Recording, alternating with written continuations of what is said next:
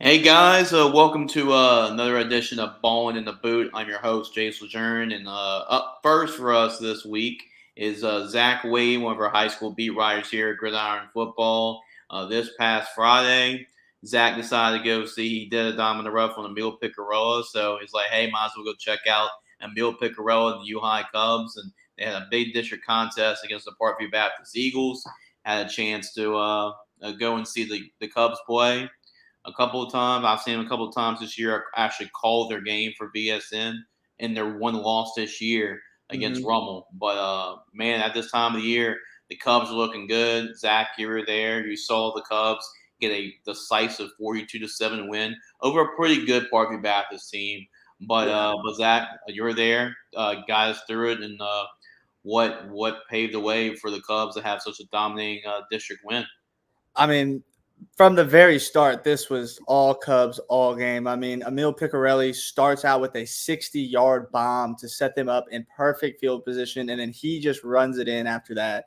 And I mean, speaking of him, he is an athletic player. I mean, he can run, he can take a hit. He took a couple big hits in this game, and he got right back up. And I mean, that's one tough player. And but I got to give a shout out to their defense. Their defense, they made plays whenever they really needed to. They didn't really let Parkview get in any sort of rhythm. I mean, it seemed like Parkview was like panicked on what they could do, what could work, and it just didn't seem like anything was working on the offensive side for them. And defensively, they just seemed like they couldn't stop anything. I mean, Mm-hmm. this U High team is so explosive in their plays. I mean, number one, he's so fast. Yeah, Zay, Zay Martin. so Yeah, fast, so yeah. fast. And I mean, if it's man coverage, and you just let up for 1 second, he's gone. And that's what Mm-hmm. it was like all game. And it was that's who he was going to most of the game was him.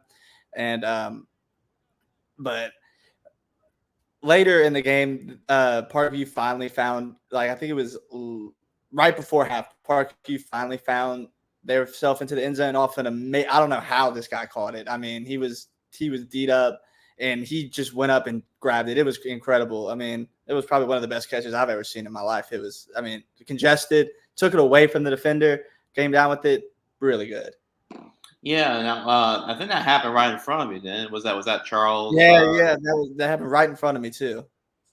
Yep, yep, right. So it happened. You got a really good front row seat to it. Charles Musgrove, a touchdown catch. You mentioned Zay Martin. He's a Southeastern commit, so this is a guy that can play at the next level and how explosive he is. You talked about Emil Pecorella had a couple of touchdown passes, a touchdown run Yeah. as well. So yeah, the offense was cooking on all cylinders, and I believe Corbin Odell got a couple touchdown runs. Yeah, So Odell got himself. His the second half was really his time to shine. I mean, they were giving him the ball all that whole time, and he was making huge runs, huge runs. So it yeah, was yeah, really for it was sure. really nice to watch him get after it too. Yeah, I mean, it seemed like it was from the looks of it, winning 42-7, having that balance offensively and defensively, being able to really slow down that Parkview Baptist offense, which has been really good this year. I think Noah Graves has been one of the leading passers heading into this game, so I know they can throw the football. So overall, team win. So what really impressed you the most about this win by the Cubs, knowing that they dominated this football game? Seemed like in all phases of the game. It what really impressed me was they did never seem like they didn't know what they were gonna do. Like, it always seemed like bang, bang, bang. Like, it was a storybook. Like, it was from this play to this play to this play, and it really looked like a college team out there. I mean, the way they were Hmm. moving the ball and throwing it and passing it, running it, they were using all aspects of the game. And that's what I really like too. Oh yeah, for sure, for sure. Was there anything? I guess because when you have a game like this, everything's going right for Yeah. you high. I mean, like I said, Emil throwing the football, throwing to his receivers, getting the running game going defensively. They were playing really really well in this football game as well. Was there something that they could work on that you noticed? Any clink in the armor you saw from you high in that game? I would say they did try to go for a few 2-point conversions, and they just couldn't seem like to get any play. going in that situation. So I would say the 2-point conversion maybe, because that's the only thing that I saw that they kind of struggled on that game. But other than that, everything else from them looked amazing. Yeah, a big win of 42-7, and it looks like that they jumped on them early, Zach, because Yeah. my main concern in this game is next week is the district championship. It's Yeah. them and Madison Prep, and that's going to be on Halloween, Thursday night game, one of the biggest games in Baton Rouge next week. I'm sure one of us will be at that game, but I mean, I guess just looking ahead, um, what do you think about this U-High team? I mean, they only suffered one loss earlier this year. It was a game I actually called the game against Rummel. They bounced back, got a big win over Catholic the next week, and ever since then, this Cubs football team has been rolling. So, as far as a state championship type of team, this was a team that back-to-back years came up just short of going to the Superdome the last 2 years. What do you think about this team's chances about making the Superdome at the end of the year? I mean, I think it's pretty high. I know I haven't covered a lot of games, but this team is probably the best I've seen so far. Mm-hmm. I mean, just offensive line, defensive line, just everywhere. They just look like they were running on all cylinders. I mean, they really look like a well-oiled machine. So I think they have a really good shot at it.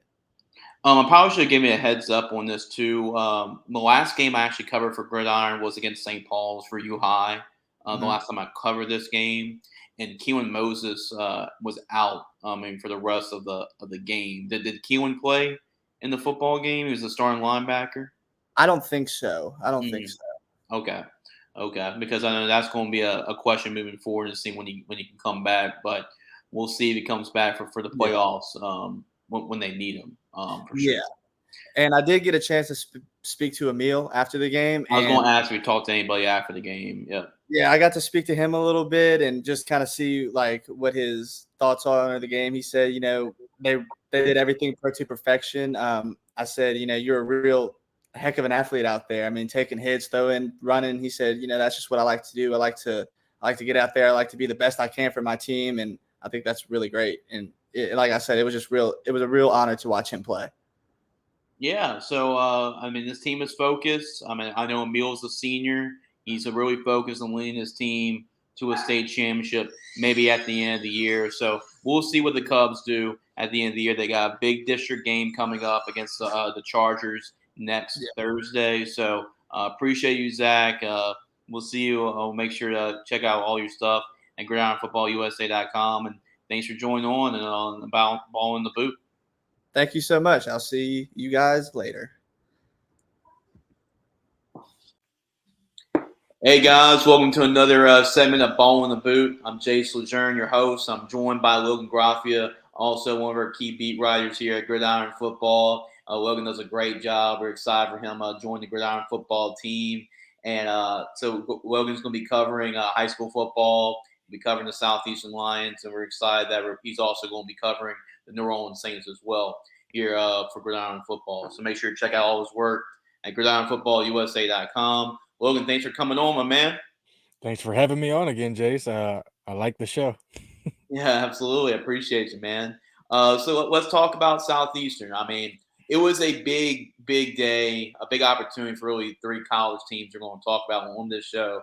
Well, two. We got the Chase with Jace for LSU, but LSU, Southeastern, Southern, they all had chances to really take hold of their division or conference. Especially LSU in the SEC, and then Southeastern here, an opportunity to be in the lead in the Southland Conference. Let's just say it didn't go all those teams' ways in terms of trying to get on top of the conference. But we're going to talk about the Southeastern Lions. At least they had a pretty good shot at doing that.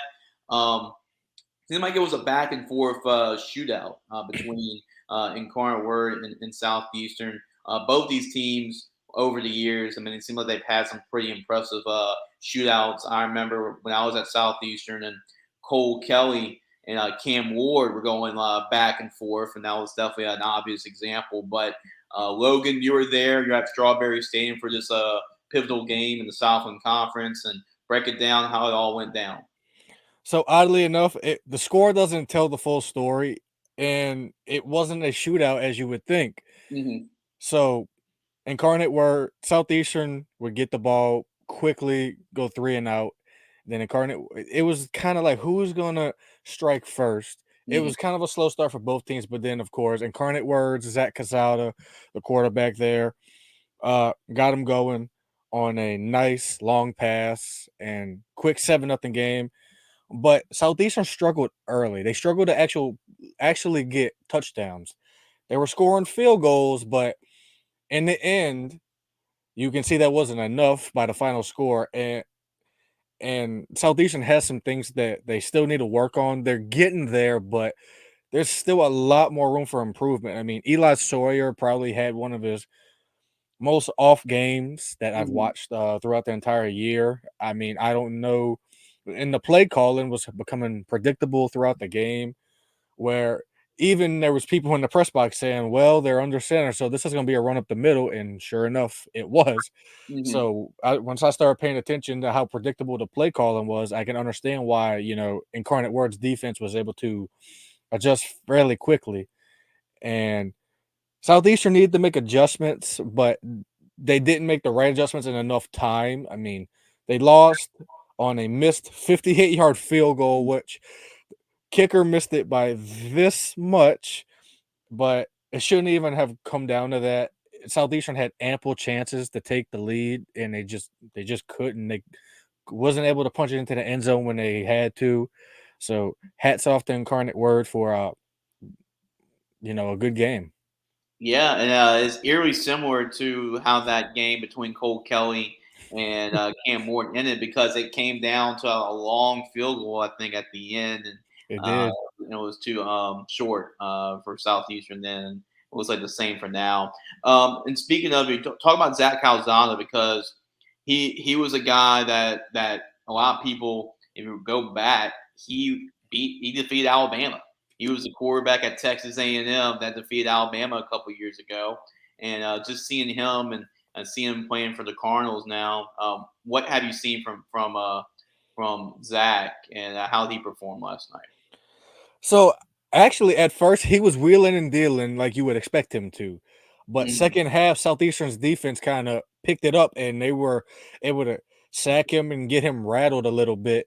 But all in all, I came away sort of impressed. You can kind of see his experience playing in the SEC and taking it to Incarnate Word. So Calzada had a really good game. He had a couple passes, long passes against Southeastern secondary. I came away impressed with, but all in all, he had a really, I would say, a decent game. Mhm. So, but like I said, Southeastern's defense was able to adjust as much as they could, get stops.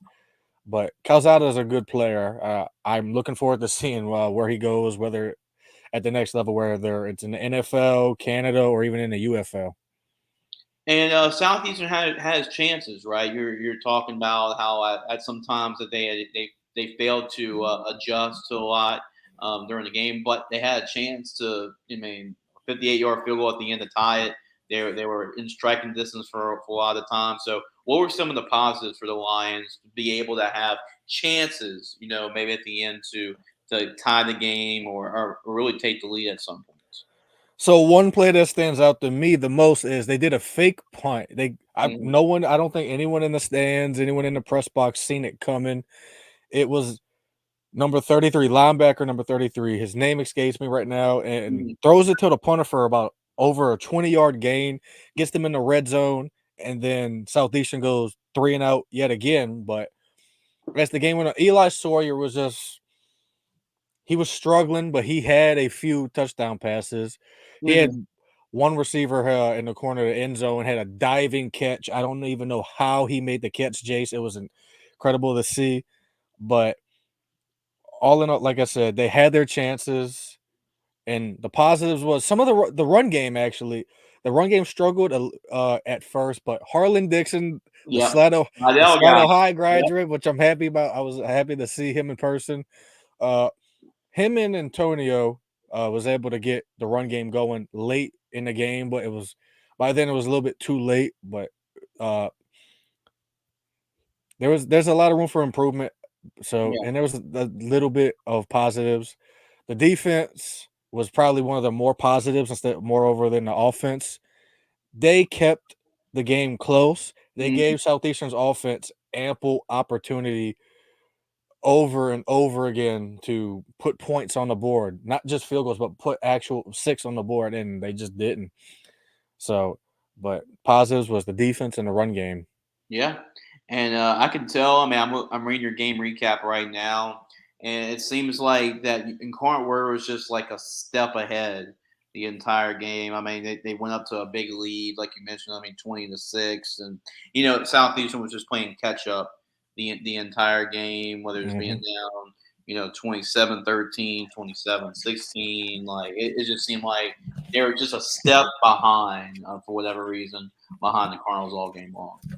Absolutely. And every time the Lions would inch closer, no matter what would happen, every time they would inch closer, they would either commit a turnover or Incarnate Word, like you said, was one step ahead and they would be on the scoreboard just like that. I mean,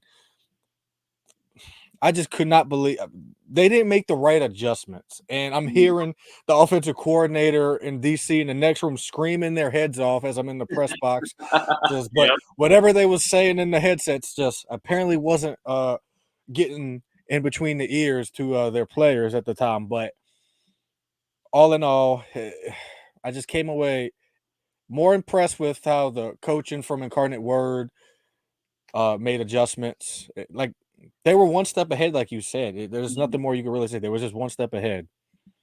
Yep. So Incarnate Word, which was one of the best teams out there. I mean, in the FCS, they improved the 3-0 undefeated in the Southland Conference, 6-2 overall. And Southeastern, I believe that they are now at 4-5, correct? Or four? Yes, Or that sounds about right. 4-5. Right. Yeah, I believe so. That is their first loss, however, in the Southland Conference. So let's talk about moving forward real briefly before we talk about your high school game, Logan. Right now, one loss still in the Southland Conference, still a lot to play for. They got a couple of games left at Lamar on the road, at home against Northwestern State, which has been a little bit of a struggle. It's an understatement for the Demons this year. And then, obviously, the River Belt Classic, of course, those two teams, Nichols, Southeastern, always a great rivalry game there to cap off the season. So, moving forward, where do you think this Southeastern team is at right now with 3 more games left to play? Well, if they don't make improvements on the offense, because their offensive line got their tails beat last night, and Eli Sawyer needs to make more improvements too, because not only he had a pick six, he threw in triple coverage last night.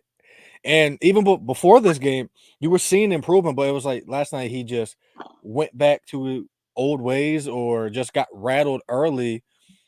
And you can't do that going forward. You have these next games remaining, and Nichols is a tough opponent. I mean, they was keeping up with LSU earlier at one point in the season, so you can't just say, okay, we're going to beat Nichols and the River Bell staying home. But these next games are crucial for Southeastern. If you lose any of them, it's going to be hard to play catch up because Nichols is a good team. If I had Nichols and Incarnate Word are probably going to be your toughest opponents. Now, I mean, you already played one of them, and going forward, I mean, Lamar, decent team, but I wouldn't say that they're great. But all these games are winnable. It's just you have to make the necessary adjustments. You have to be able to find a balanced attack. It just seemed like most of the game was just short passes. You wasn't taking chunk plays, vertical, anything. It was just attack the middle of the field, and they just didn't do that. So going forward, I would like to see them make those adjustments.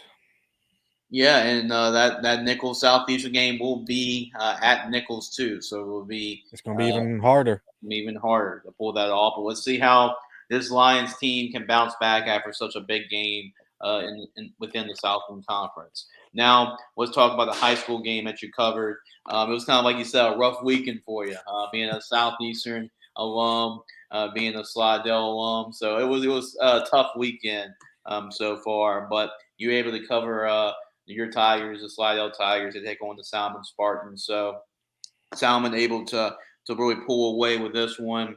I believe 31-14 was the final score of that one. So that Slidell rivalry. I mean, both teams really being in that city, so a lot of familiarity there with a lot of players knowing each other across the board. So you were there for this rivalry game. Spartan's able to get it done. Tell me how Salmon was able to pull away from the Tigers in this one. So for starters, I gotta say, so this was the first time these two teams have played since 2010. And the last time Slidell High got a win against the Salmon Spartans was 1991. And of course, Salmon has been leading the series. It was 22 to 15 coming into the series. Now it's 23 to 15. Mm-hmm. And you could just see the vibes was riding high. Everyone was excited.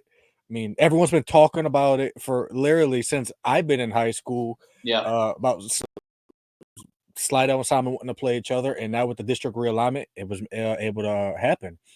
But coming in this game, at first, slow start. Everyone's kind of feeling each other out like it's a boxing match, but actually reverse. I gotta say, Salmon started the game off with a play that would make Coach Payton smile back in 2009. Salmon started the game off kicking an ambush onside kick. Slidell didn't see it coming. Salmon gets the ball to start the game, and in the second half, so Salmon was aggressive early, and it paid off in the end. Salmon was able to punch Slidell in the mouth, and Slidell just never got back up off the canvas, unfortunately. And I tip my hats off to Coach Shooter and his coaching staff over there at Salmon. They do a great job over there.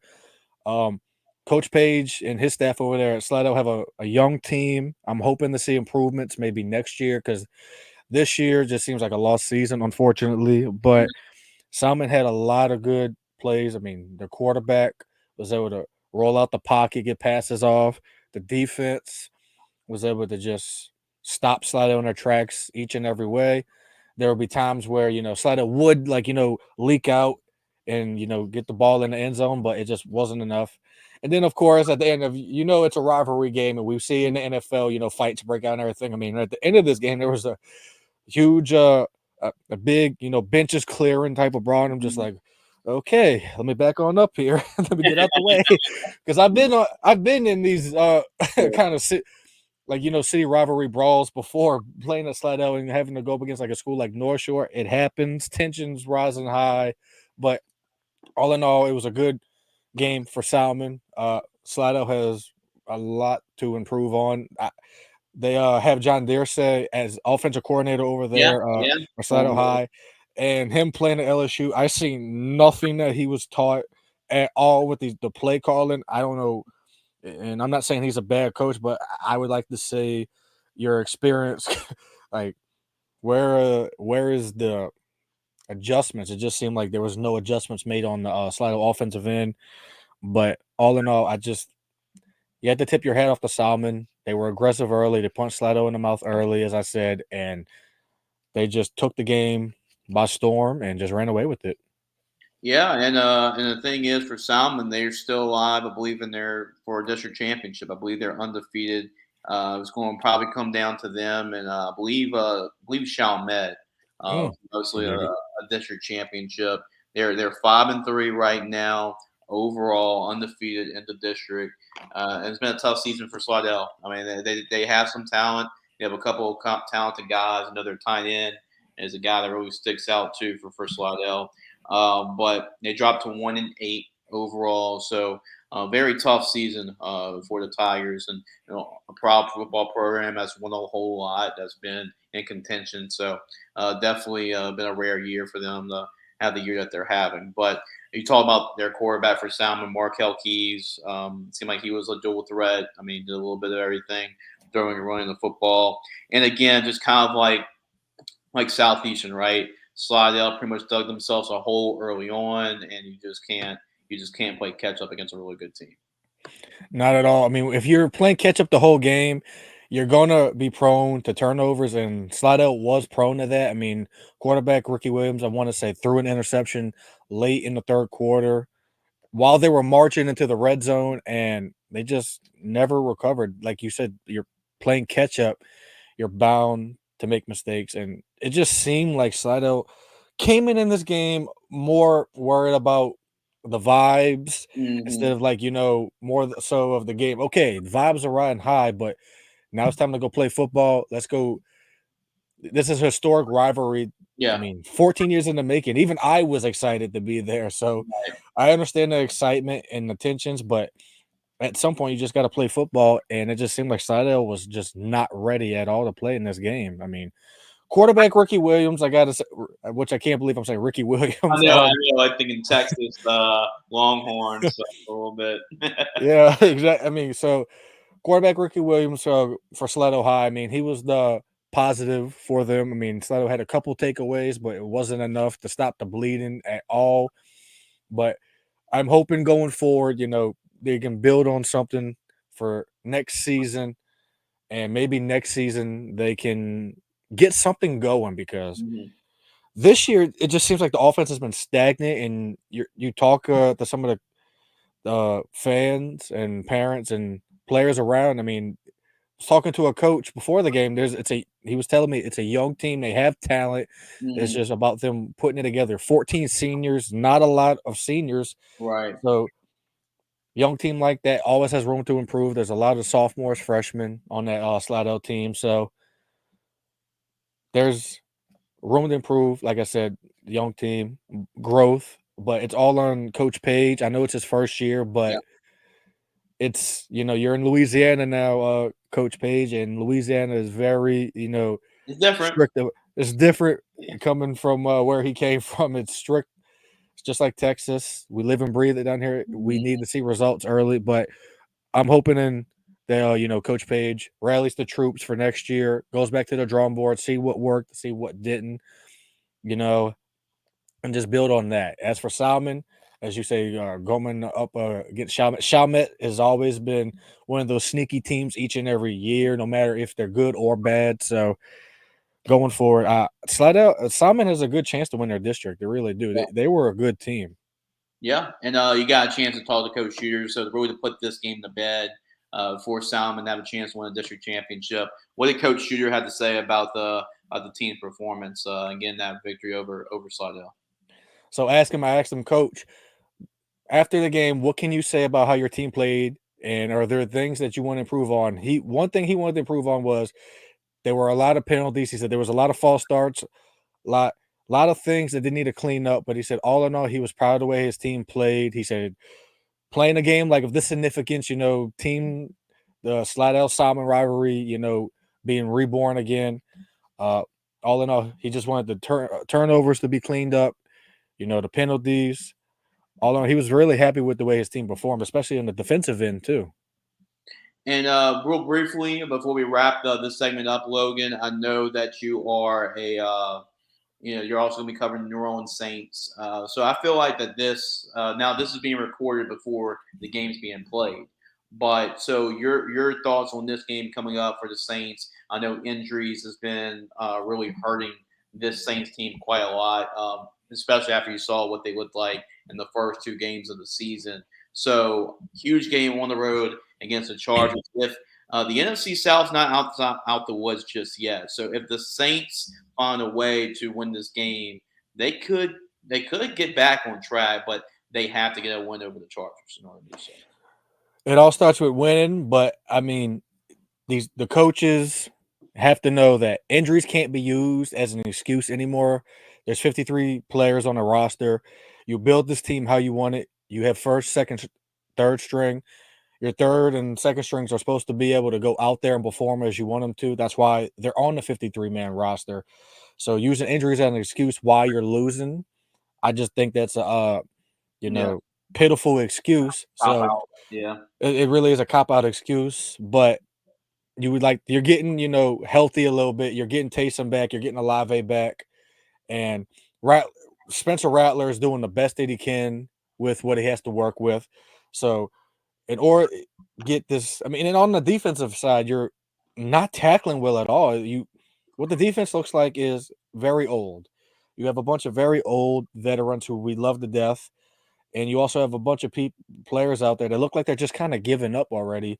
not giving up on each other, but it looks like they're giving up on their head coach, which I don't want to say nothing negative about him to get myself in trouble, but that's just what it seems like to me. It looks like they have given up on the man in charge, who is Dennis Allen. But in order to come away with a win against the Chargers, you have to be able to out-coach and outplay Jim Harbaugh, which I don't know if Dennis Allen can do that.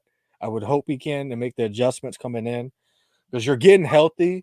The season's not over with yet, but with a loss today, you just kind of have to start thinking, okay, season is getting a little bit lost. Maybe we got to start making our draft board. I know it's only October, approaching November, but you have to start thinking about these things. All right, we're healthy now, and we're still losing. We need to figure out what the issue is, and we all know what the issue is, but I'm not going to say it. But, so able to get this win today, they have to be able to run the ball well. They have to cover well. I mean, you lose Paulson Adebo for the season with a broken femur. So you got Kool-Aid McKinstry out there replacing him, and then Alante Taylor. But and you still have Marshall Lattimore. The secondary is still very good, but the defensive line has to get pressure on Justin Herbert today. If not, then he's just going to pick you apart. So going in this, it's a must win at this time. It's do or die time for the Saints, and a loss today, just you might as well just start making your draft board.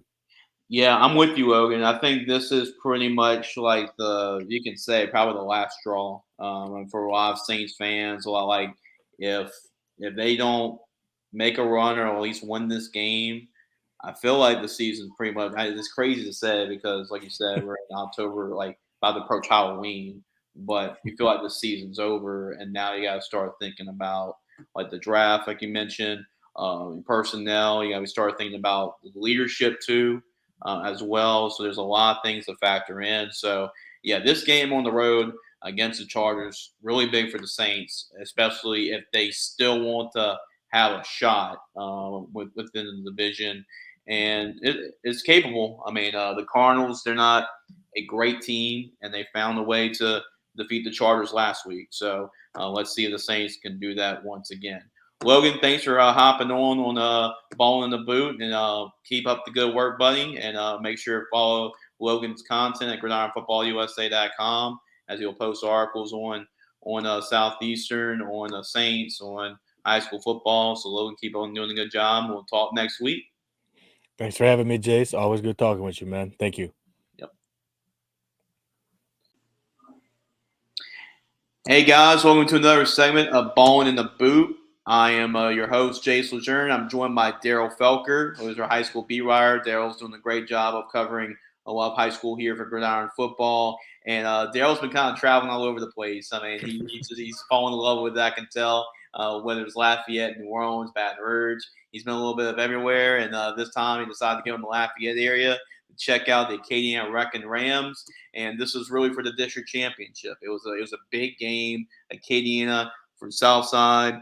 Both teams undefeated in district, one loss overall, and it was a big time game. And Acadiana with a couple state championships under Matt McCullough, they're used to the big stage a little bit more, and I'm sure it really helped them here in a 43-10 win over the Southside Sharks. So Darryl, you're there. You were able to witness it. We've been talking about how good this Wrecking Rams offense has been all year long, but seemed like the defense was just as impressive. Darryl, you were there. A big-time win, 43-10 for Acadiana. How did it all play out? Yeah, so like you said, I mean, it was a really big matchup. I mean, both teams were undefeated in district play and only had one loss, and they both hadn't lost since week one. I mean, Acadiana, they had a week one loss to Ruston, and Southside had a week one loss to Notre Dame. So they both had been rolling weeks on weeks, and yeah, I thought this was going to be a really tough matchup. And like you said, Acadiana, they had more experience in the bigger games. At Southside just got a new coach, and they've been really doing well this season. But yeah, I thought it was going to be a really competitive game. But yeah, Acadiana, they came out first drive, and on the second play of the game, actually, they had a trick play. It was like a wide receiver pass. It almost looked like an end around until it wasn't. And I'm not sure exactly who the receiver was, but The tight end, Jaden Bassard, he snuck out. He just slipped right through the defense, and nobody accounted for him. And it was just a wide open touchdown to kick the game off.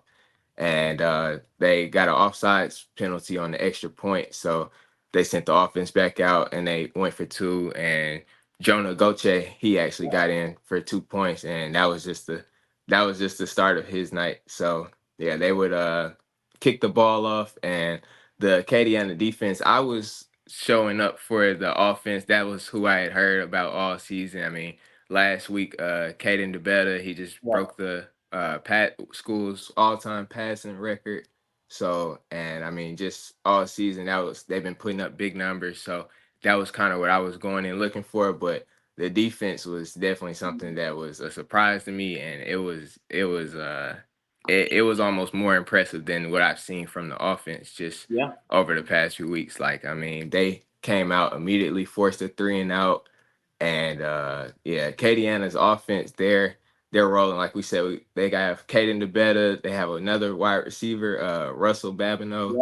He's really good, and I mean that's kind of what I was focused on. But that run game is serious too, and they have multiple halfbacks that can get it done. So yeah, Taden Collins, he had a huge run to start the drive off, and got them down within the 10-yard line. And Jonah Goche, he made easy work of that, punched it in, and yeah, they were out to a quick 15-0 lead, and it kind of just set the tone of the game. It was a home game for Acadiana.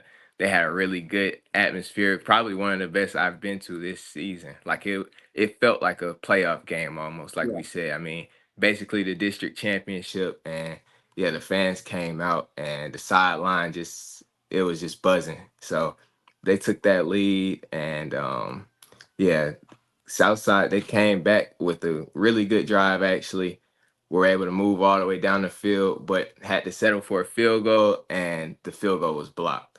So that was going to be their first just points on the board, kind of break the ice.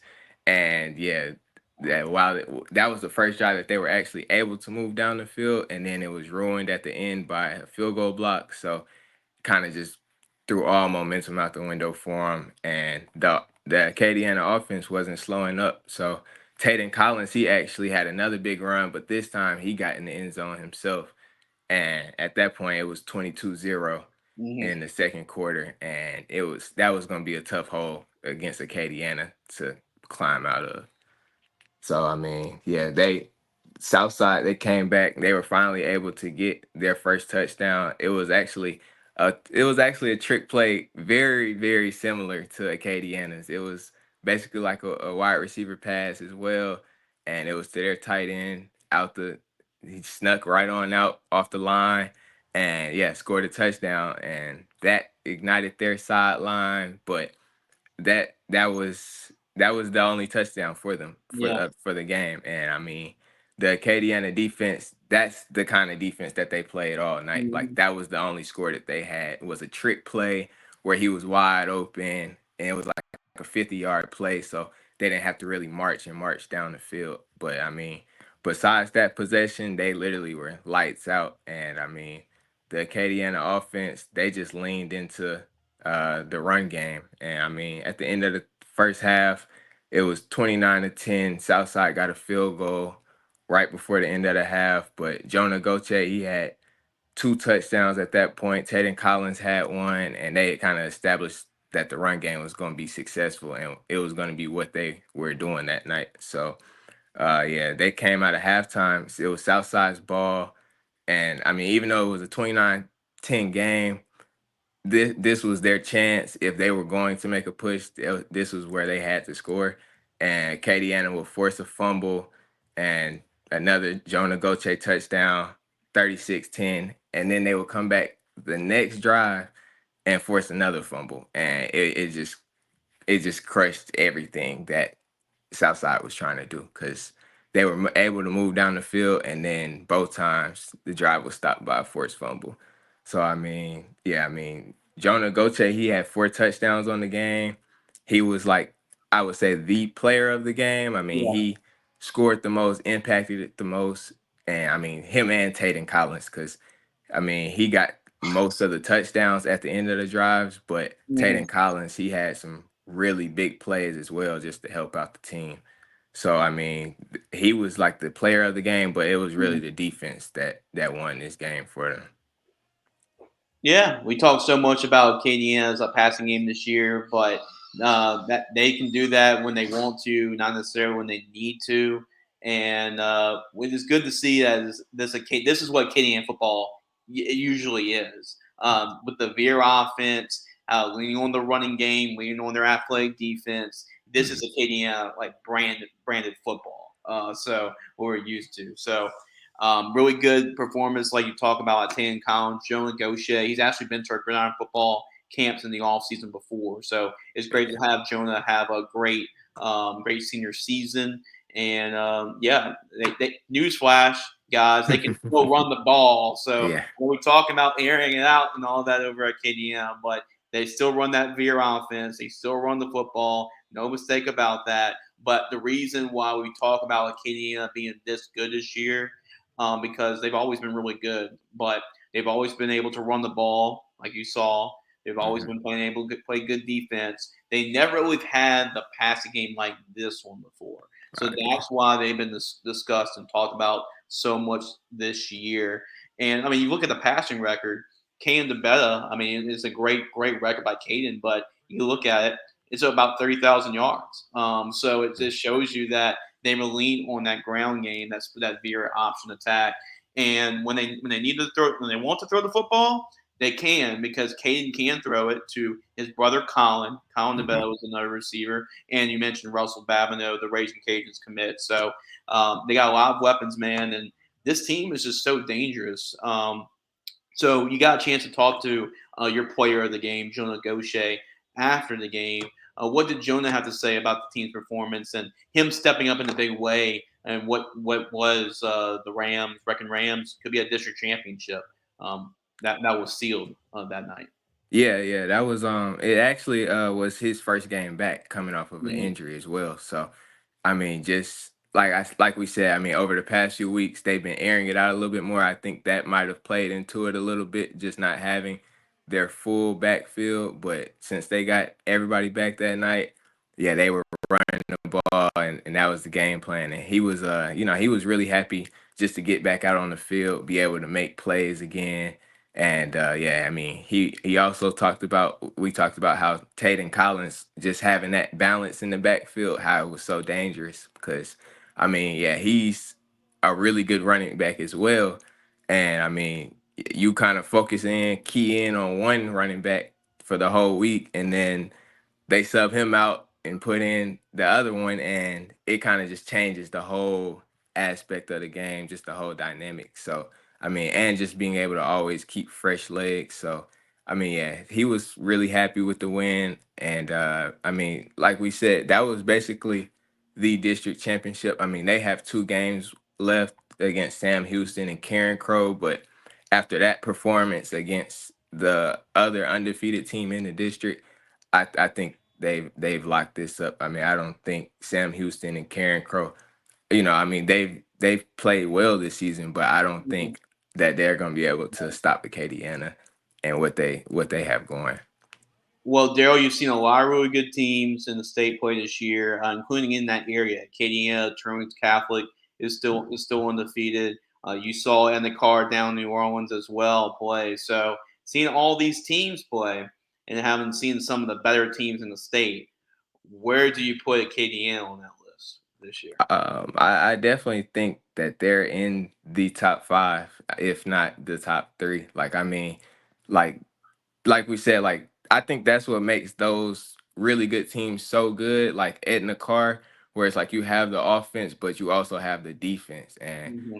I mean, like it's cliche, but defense wins championships. But Yeah. I mean, really, I mean, when you can go in against a top opponent, a really big matchup, and basically shut them out besides one trick play touchdown, I mean, you can't really ask for more out of the defense. And at that point, it makes it easy for the offense. Like we had the 2 first Southside drives out of half.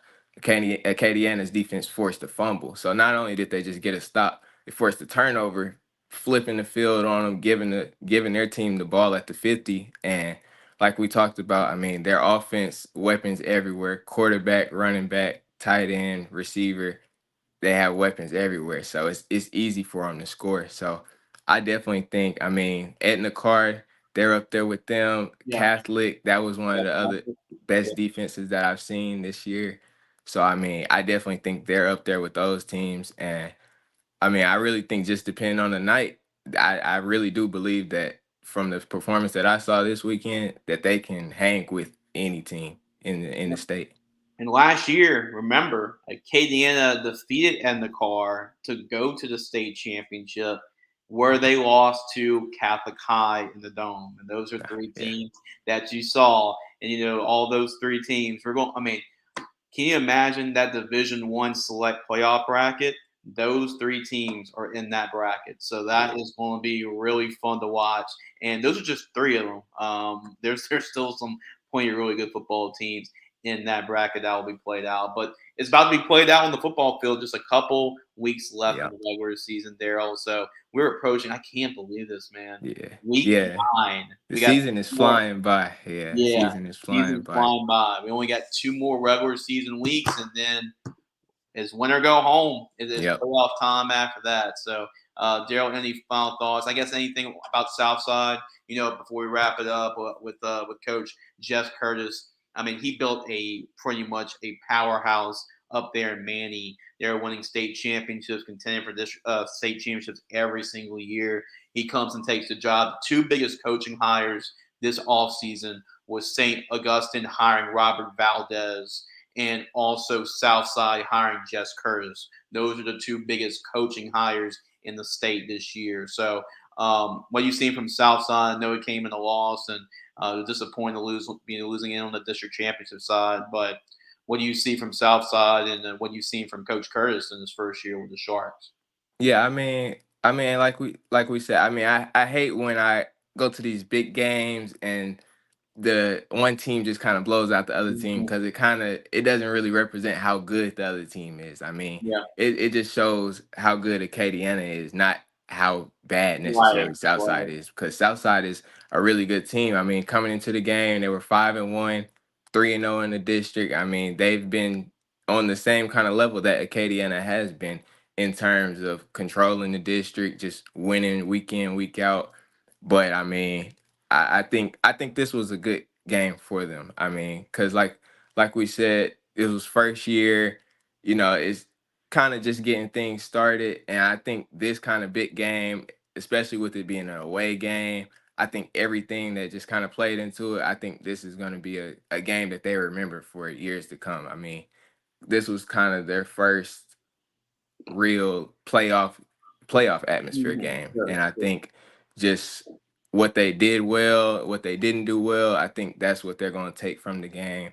And I mean, I still, wouldn't count them out, because I mean, it's that's what I love about football. It's night to night. I mean, you can show up one week, and then next week it's a completely different story. So I definitely think, while they lost, the district championship basically, I definitely think, they have a bye next week, New Iberia in week 10. I think they can definitely get a win in that game, kind of, just tune things back up. And yeah, I think they're still in a very good spot as well.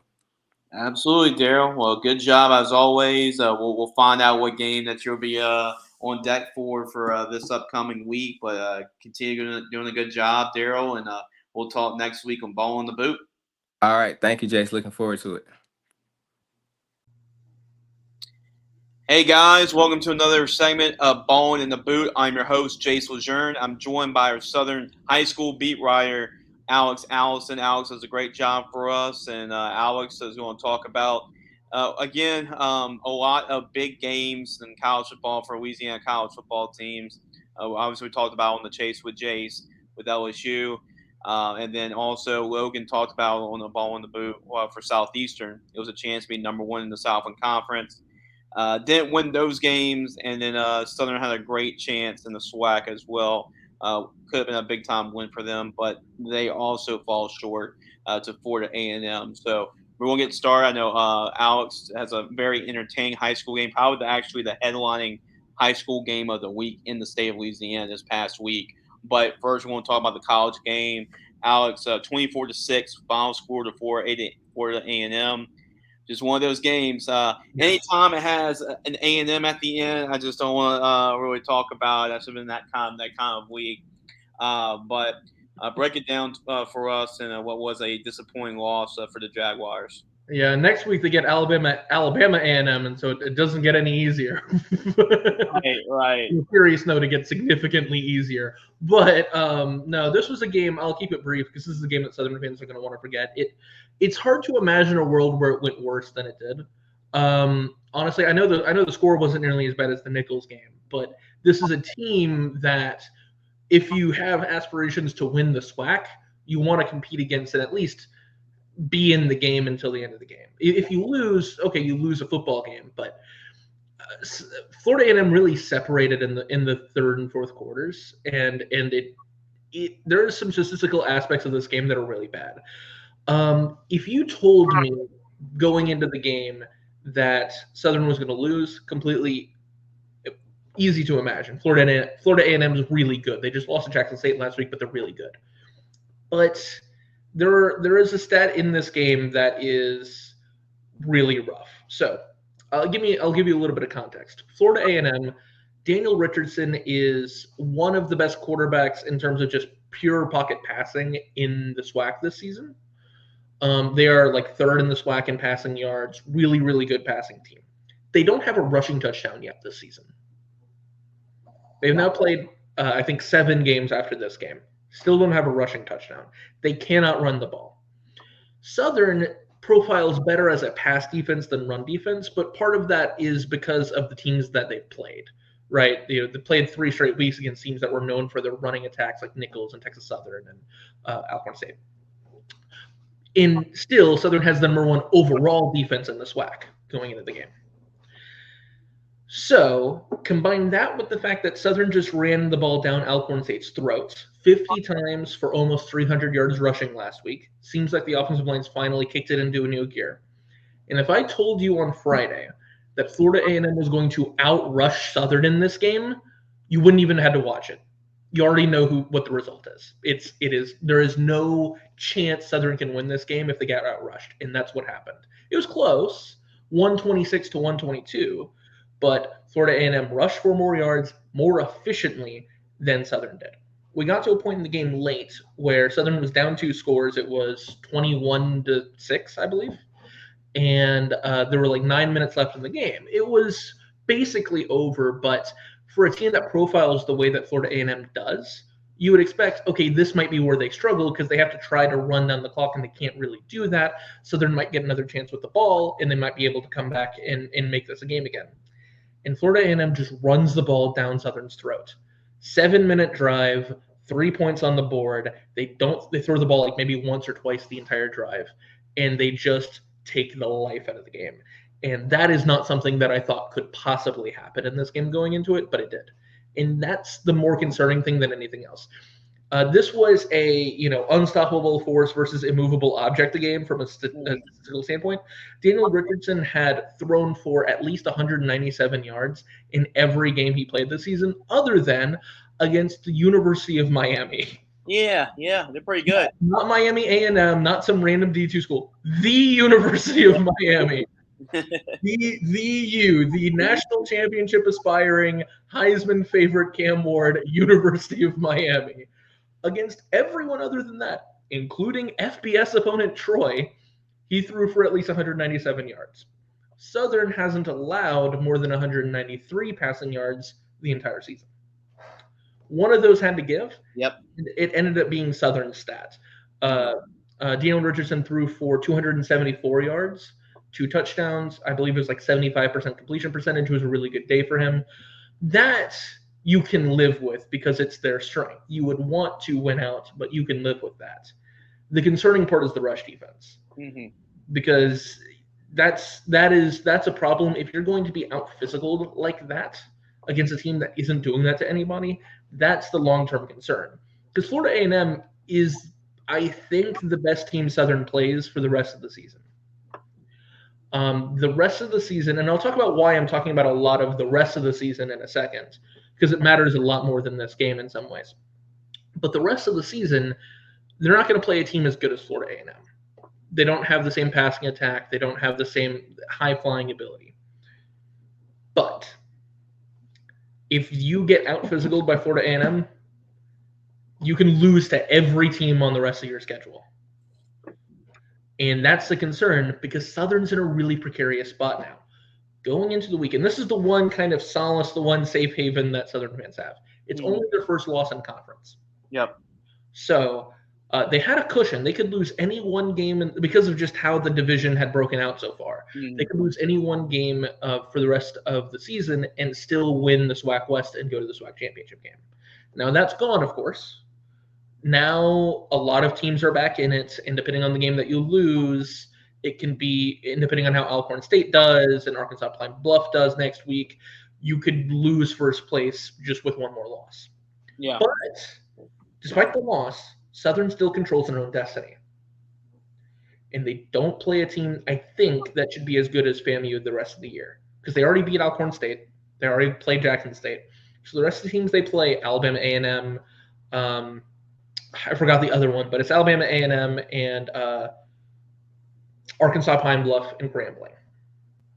Now, Grambling's struggling this year, but through the records out, it's Bayou Classic. Classic, yeah. Things happen. Right, things happen, who knows? But it's a game that Southern, I don't know what the betting odds look like, should theoretically be favored in when we get to it. Arkansas Pine Bluff, I don't think, from what I've seen, as good.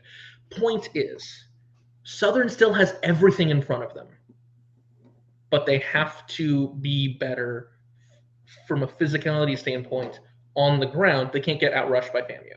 They can't do it. The other big thing about this game is, of course, the running joke. I thought about halfway through, I might have gotten like one of those like pop like things to celebrate, but it didn't happen. Noah Bowden starts the game, gets benched in the third quarter for his AT sets because they couldn't get anything done on offense. Right. I talked a lot about the defense on this segment and about the fact that they can't allow those rushing yards. But the offense was the bigger problem. Yeah. They get the second opening scoring drive of the entire season was the opening drive this game where they kicked a field goal. Yep. They proceeded to then do nothing else for the rest of the game until Zayt set came in, got another field goal drive, and that was it. Yep. Bowden threw for, I believe, 2.5 yards per attempt. Wow. 2.5 yards per attempt. That's mind-boggling there. I mean, it was really bad. That's bad. T-Set wasn't much better when he came in. Man. The running game was inefficient. It was like under 4 yards per carry. And the offense just didn't work. It sputtered. They couldn't score a touchdown. The defense was okay. The defense was fine. But similar to the Jackson State game, and it's the same deficit as the Jackson State game, you do that, you're not going to win. Yeah, you're right. And it also kind of gives me the feeling, and, Southern fans aren't going to like this, but it gives me the feeling of, I almost don't know how much the SWAC West title is going to matter when it comes to figuring into the SWAC championship. Because Southern, who is ostensibly still the favorite to win the division, has now lost 3 possession games to 2 of the best teams in the division in the East, in Florida A&M and Jackson State. So whoever comes out of the East, it feels like they should be heavily favored going to the SWAC championship, regardless of how that ends up. Yeah. But on the other hand, if you're a Southern fan, you don't want to hear this, but first-year head coach, first-year starting quarterback carousel. Yeah. If you finish 7-5 and you win the division and you lose in the SWAC championship game, there are worse ways for the season to go. Absolutely. But that's thinking ahead. All they have to worry about is Alabama A&M next week. It's a back-to-back road trip going up to Huntsville. And now there's no cushion. There's no margin for error. Any loss can lose them their control of their fate going to the SWAC championship. Yep. Sounds very eerily familiar. Yes. Down the road for the LSU Tigers, too, with a lot of the things that you just said, Alex. Now let's go and talk about an exciting game moving forward. So it'll be a good transition there, and that is really, you chose a great game. I mean, it was worth the drive for you going up there in Alexandria and seeing the Trojans and seeing the Ruston Bearcats. Ruston was coming off of a disappointing loss the week before against the Neville Tigers. And guess what your prize is? If you're the Bearcats, you have to play on the road against the undefeated Ash Trojans. Now, in years past, Ash has been there. I mean, they've been one of the better better program teams, but they haven't gone over the hump and being a team like Ruston or a West Monroe. They went to the state championship game a couple years ago and were 1 point away from defeating Acadiana in the state championship game. It came up just a play short on a 2-point conversion. So they have been there knocking on that door. But with already a couple big wins this season, Ash got themselves another one to put down on the resume over a Ruston team that was motivated, trying to bounce back after a loss. Alex, there's a lot of talent on both teams, on both sides of the football field, a bunch of Division I commits, a bunch of college football talent you saw on the field, had a good view from the sidelines of. So it was a wild game for sure, and it definitely lived up to the billing. Alex, break down what was an incredible night down there in Alexandria on Friday. Yeah, well worth the drive, but man, it was a long drive. I didn't get home until 1 a.m. Afterwards, and Ash put on a show that is going to make me have to consider what happens when 9-0 potentially, fingers crossed, they still have a game. Both teams have a game left to be played. Right. The stars are running. But probably 9-0 Neville comes into town to play 9-0 Ash in 2 weeks. For the district, almost certainly. Yep. What a game that's going to be. Yeah, it will be a huge game. Because Ash it's that Penn State Ohio State win from a long time ago that kind of put Penn State on the map. Yeah. In 2016, and now they've been playoff caliber top 10 team for the last decade, right? Mm-hmm. That's this win for Ash because Ash isn't. I'm newer to this environment, this kind of thing, but Ash has a really good team, and you've talked about their program, but they don't generally get the same recognition that Ruston and Neville and Acadiana and all these amazing 5A teams do, and the car, yada, yada, yada. Because they haven't gotten those big marquee wins. And they did it, and they deserved it, and they won the game fair and square. This was a fantastic game. It was a really interesting game. Ruston, I wrote it in my article that they didn't complete a pass in the first half. Okay. In looking at the highlights, I think they might have completed one. Mm-hmm. I might have been wrong. But regardless, this was a really quick first half because there were like 3 completed passes between the two teams. Yeah. Carson Sellers, the starting quarterback for Alexandria, for Ash, completed 2 passes in the first half and finished the game with 4 touchdown passes. Yeah. What? Yeah, he's actually a Player of the Week nominee, by the way. So if I had the stats before the game, before the recap, I would have talked a lot about potential Player of the Week nominees. He was the one. He and the running back for Ruston would have been the other one to consider, Jordan Hayes. Yep. I don't know what his yardage count was. I think he finished with 3 touchdowns, though. Yeah. Regardless, this was a heavyweight bout. And it had a feeling of it the whole time. There was no big comeback. There was nothing like that. Let me go through it. The first 2 drives of the game, 2.5 drives of the game, I was worried Ruston was going to flex and this game was going to be uncompetitive. Mm-hmm. Ash drives down the field because of a good kickoff return on the opening kickoff, but comes up short on a turnover on downs in Ruston territory. Ruston then turns around, doesn't throw the ball once. Maybe they did throw the ball once, but basically doesn't throw the ball at all and just runs it down Ash's throat. Ruston's offensive line looked different. Yeah, they are different.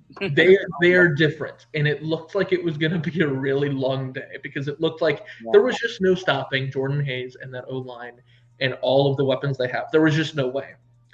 And then Ash gets backed up on third and it was third and long. I don't remember if it was like 17 or 14 or if it was closer to 9, but it was third and long. And I'm like, they're going to have to punt this ball back. I know it's early in the game, but it's feeling like that Ruston boulder, the avalanche is going to start. Carson Sellers, boom, throws it over the middle. I can't remember who it was completed to off the top of my head now, but it was an over the middle pass completed for like 50 yards. Alex Fondo? Yes, Alex Fondo. Fondo? Yep. And all of a sudden, it was a heavyweight bout again. They marched down JT Lindsay, who's legit. He's so good. He's LSU commit for a reason. LSU commit for a reason. Yep. He is so good. Yep. So explosive. I'll talk about JT Lindsay in a second, but he's so good. JT Lindsay scores a touchdown. He had a great game too, by the way. He had 3 total touchdowns himself. Oh yeah. They march down, score, and then it's just 2 heavyweight boxers trading blows. Tied at 14.5 with like 3 completed passes. It was just a physical game. Everyone needs the ice bath afterwards. Second half starts, and Ruston just can't move the ball through the air. There's a lot of hype about Ahmad Hudson, the sophomore standout. We talked about him in the past, and he reminded you of Trey'Dez Green out at LSU. He's really raw right now. Yeah. Is my take on it. Yeah, he is. He's 14, so. He ninth grade, I think, was one of his first years playing actual football. So, like, he's still pretty raw, but you can see the upside. The upside is, it's the Kyle Pitts prototype, right? Right. And they put him everywhere. He was blocking. He was out wide, getting targets, all that stuff. He was pretty quiet in the first half of the game, but when they really needed him, 4th and 4, 4th and 9, late in the game, he was the guy they were targeting. 2-point conversion, stuff like that. Mm-hmm. Just wanted to briefly talk about him because how can you not? He's 6'7". Yeah. Only a sophomore, I believe. Only a sophomore. He's 14 years old. Yeah. He's really young. He's fantastic. We'll be talking about him a lot over the next 3 years, of course, and then wherever he ends up going to school. But in the second half, it starts to catch up to Ruston that they can't move the ball through the air. In Ash, Ash starts to move the ball through the air. I saw this Carson Sellers, like almost like a submarine pitch, sidearm delivery throw. Like it looks completely like unrepeatable. Like there's no way these are good mechanics. But he just boom, rolling to his left, right-handed, like a shortstop throwing it to first base. Yeah. Weird arm angle. Jimmy Duncan, who's also great. Jimmy Duncan, boom, down the sideline, touchdown. The next He's actually an All-American Bowl game commit, by the way, Jimmy Duncan. So, yeah. But, Darius Washington and Jimmy Duncan are both. Both looked so good in this game. Yeah. They both looked so good in this game. Jimmy Duncan, but here's the thing. So Jimmy Duncan, boom, down the sideline, Ash scores a touchdown. Ruston punts again. The very next Ash drive, the same play happens. I have the same exact camera angle on Carson Sellers rolling to his left again, the same throw to Jimmy Duncan again. The only difference is he gets knocked out of bounds this time, but it's like a chunk play, leads to a JT Lindsay touchdown where he hurdles a man. Yeah. I got a terrible camera angle on it because it kind of got blocked by the goalpost. Yeah. But hurdles a man, looked fantastic. So all of a sudden, we're like halfway through the third quarter. Ash is suddenly up by 13, missed the AT, which mattered. Up by 13 points, 27-14, and you're like, whoa, wait a second, is Ruston out of this game all of a sudden? 3 plays later, chunk play, touchdown. Ruston's back in the game. Yep, just like that. Yep. Jordan Hayes. They finally complete what might have been their first pass of the game. Brantley. The quarterback. He's a Tulane commit. Yeah, he's a Tulane commit. I saw that he was a 3-star. I didn't see who he had committed to, but Tulane Yeah. Again, this is one of those. It's that like 2005 USC Texas game, or like the 2019 LSU Bama game where you look back at it in 3 years and you, an NFL fan, this guy was in the game. This guy was in the game. It's one of those college games where an NFL fan looks back 3 years from now, like, wait, what do you mean that they had like these 6 wide receivers in this game? That's what college fans are going to look back at this game like. Wait, the Tulane quarterback and an LSU corner and the number one running back. Yeah, an LSU running back and the number 1 tight end prospect in the country, and the wait, pick, whatever, right. Or however Ahmad Hudson, but yeah, it's that 3-star. He didn't have a great first half, but he's good, of course, and he's really tall, 6'5", he's huge. He finally completes a pass over the middle, not to Ahmad Hudson, to somebody else, for a touchdown. And then the very next play, one of those like situations where you need like 5 or 6 plays that define a game. Yep. Ash, late in the third quarter, up by 6, goes for a double pass, like a halfback toss pass. Okay. Disaster. Complete disaster. He gets hit as he throws. It looks like a golf ball slowly falling, and Ruston player makes an awesome catch to pick it off. And Ruston gets a short field. Just a couple plays later, Jordan Hayes in for a touchdown. They take the lead. First play of the fourth quarter. Actually, I think it was the fullback that scored that touchdown, who I can't remember the name of now, but he's also, I think, recruited in some way. But anyway, and they take the lead. And it felt like in the span of like 5 minutes, Ruston went from down 2 scores to leading again. Yep. Ash doesn't go out quietly, of course. They proceed. We get a fantastic fourth quarter. So the score's 28-27, and then it's just blow by blow by blow. 2 offenses that kind of struggled a little bit through most of this game were suddenly unstoppable in the fourth quarter. Ash just marches down the field, finishes with, I believe, a JT Lindsay touchdown, or maybe it was a Carson Sellers. I don't remember, but it was a touchdown. They take the lead. They go for 2 to make it a 7-point lead, and they don't get it. 33-28, and that missed PAT comes to bite them. Yeah. Ruston, with like 9 minutes left, takes them 2 minutes. They just march down the field, run it right down Ash's throats, and boom, boom, boom, boom, boom. Jordan Hayes breaks like 3 tackles, scores a touchdown right down the middle. Great play by him, his 3rd touchdown of the game. Ruston takes the lead. They go for 2. And for the first time in the game, Ahmad Hudson touches the ball on a successful 2-point conversion, and they're up by 3 now. Yeah, 36-33 at this point. Yeah. A game that theoretically should be tied because they score the same number of touchdowns. Ash is down by 3 points. Yep. 7 minutes to go. They start marching down the field, taking a bit of time off the clock. With 3.5 minutes left, Carson Sellers throws it over the middle to... Is it Cooper Slate? No, I accidentally wrote down the name of number 85 for Ruston. Oh, okay. I wrote up the tweet. It is Townsend is his last. Tanner Townsend. Tanner Townsend, yeah. Tanner Townsend. They're tight end, and they're long snapper. Okay. So here is this is the Disney movie, aspect of the story. Oh, yeah. The same guy that botched the snap that led to the missed PAT, that led to the team losing instead of being tied in the situation in the first place. He has a chance to avenge it. One of the best individual plays I've seen the entire season. Carson Sellers throws it up. He looks like he's going to get his hands on the ball. Fabian Stringfellow, one of the corners for Ruston. He's not highly recruited, but he's a cornerback for Ruston. He's good at football. He's starting at Ruston. He's pretty good. He's starting at Ruston. He's okay at football. Yeah. Makes a great play on it. Like, this should just be a pretty simple touchdown. It was funny. I interviewed both the quarterback and the tight end afterwards, both Townsend and Sellers. Sellers says he underthrew it. Townsend said it was a perfect throw, and he should have just come down with it in the first place. I'll give his quarterback some love so that way he can throw it to him more. That's basically it. But it also kind of shows the culture that, and it's the media, but it shows you a little bit of like everyone taking blame. Anyway, they got a good thing going at Ash, is my point. And should have just been a clean throw and catch. They both were great. But Fabian Stringfellow somehow recovers, makes a great swipe to break it up. And then it should just be an incomplete pass. And I think it was like 2nd and 9. And it should be 3rd down, and now Ash is in 3rd and long, and 3 minutes left. Can they score? Instead of it, being broken up and careening to the ground, it lands on Stringfellow's torso.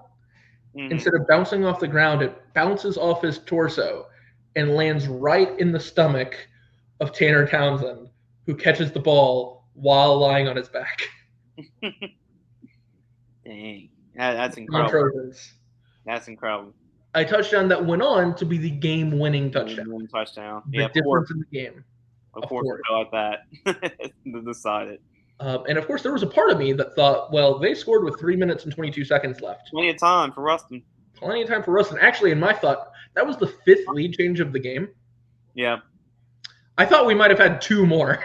Yeah, 3 minutes. Like I thought there was time for Ruston to march down, score, and then for Ash to march down and at least kick a field goal to make it overtime. Yeah, it's like one of those things. Like whoever has the ball last. That's what it felt like. Yeah, that's what it felt like. So with 3 minutes and change, there is nobody in that Ash fan base that is relieved at this point. And Ruston is getting behind the chains over and over again. Ash is getting chance after chance to end it. And Ruston is what an elite team does. They find a way to move the chains. 4th and 9, they gain 10 yards. 4th and 5, they gain 6 yards. Yep. They barely move the chains, trickle it down the field, including a play where Jaden Lewis, who is somebody who I have written an article about, he was invited to the bowl game, all that sort of stuff, has a chance after a tipped pass to catch the ball and end the game. And it's a really tough play, but it goes right through his hands. Like he has a chance, he dives for it, ends up coming up short. Yeah. So 3 chances Ash has to end the game, end up coming up short. Ruston still has the ball on plus territory now with like 30 seconds left to go in the game. And for that entire 10-minute stretch, because think about how difficult this is as a fan. 3 times you have a chance, okay, this is the final play. We just have to end it. Everyone go full throat. Let's enforce this home field advantage. Let's end this right now. You had 3 different chances to do it. You fell short 3 different times. And throughout all of it, for 10 continuous minutes, the Ash home field was sensational. The crowd was fantastic. It's the best home field. It's the best environment, stadium atmosphere I have gone to all season. Yeah, I can imagine. Phenomenal. Biggest game you've been to. The biggest game. It's the biggest game. They had like so many of the student section had these annoying, like I forgot what they're called, but like the horn things. Oh yeah, those horns. Yeah. Genuinely felt like a college environment with those things. Oh yeah. Big 5A football with 2 teams that are that good. It feels like a college atmosphere. You get like big programs playing those type of games for district championships on the line, playoff, especially when the playoffs come. I mean, it feels like a college atmosphere, and you saw that on a Friday night. It felt like a playoff atmosphere. And for those 10 continuous minutes, they never let up, not once. And on the final play, 4th and 5 again or whatever, Ruston gets stopped, and you just hear it finally come to a crescendo. Phenomenal game. Ash finally gets a stop. It always feels like that, right? You get one of these shootouts, St. Ed's versus OC. Down to the defense at the end. It always comes down to the defense making a play at the end to win the game. Yeah. It's that saying: offense wins games, offense wins fans, offense sells tickets, but defense wins championships. Yep. And you got to at least have an opportunistic defense. Yep. And Absolutely. Ash came up with the stop at the end that they needed to win the game, and this was one of the best games probably in the state of Louisiana all year. This was so good. It felt like a playoff game. Actually, I think Ash and Ruston don't meet in the playoffs, right? They're separate. Am I right about that? Yeah, so Ash, I believe, is in Division I select. Yeah, Ash is in Division I non-select. Yeah. So they can't meet in playoffs, but it felt like a game where if they could, they would certainly meet in playoffs. Now Ash is second in the power rankings behind Edna Carr. They're getting that recognition of being an undefeated team. And they're going to be a threat. They're going to be a team. If Edna Carr doesn't win the state championship this year, it might very well be because they ran into this team in the Dome and this team knocked them off. Yeah. Genuinely. That's what it feels like. I haven't seen Edna Carr. Some of us have. Yeah. But Ash felt like a team that can go toe-to-toe with anybody in the state. If you can beat Ruston, I know another team has happened to beat Ruston this year. But if you can beat Ruston, Neville, who they'll get a chance to play in a couple of weeks. Someone's got to go to the championship. Someone has to cover that game. Oh yeah. Somebody will cover it. That is for sure. But we'll have somebody cover it. I don't know if I can make that drive again because that was a nightmare. I gotta look at the date. So that's the last Friday of the year. And we'll figure something out. We'll figure it out. But that game's gonna be unbelievable because that's also gonna be for the district, of course. Can you imagine how sad? I think the best teams in these. I mean, Ruston's in there for Division I non-select, but the best teams in the state, man, that Division I select bracket, you have Endicott, Catholic High, Ash involved, like Acadiana. So like it's Oh going my to be God. it is going to be insane when that playoff bracket comes up in Division I select. So whatever that state championship game is going to look like, just get your popcorn and enjoy it because it's going to be a good one. To wrap this thing up, I know you got a chance to talk to a couple of guys. I believe you talked about the Townsend, the tie-in, and for whatever reason, Alexander's always had some pretty good tie-ins. Shield Taylor, son out of Ash, and he's playing at Stanford.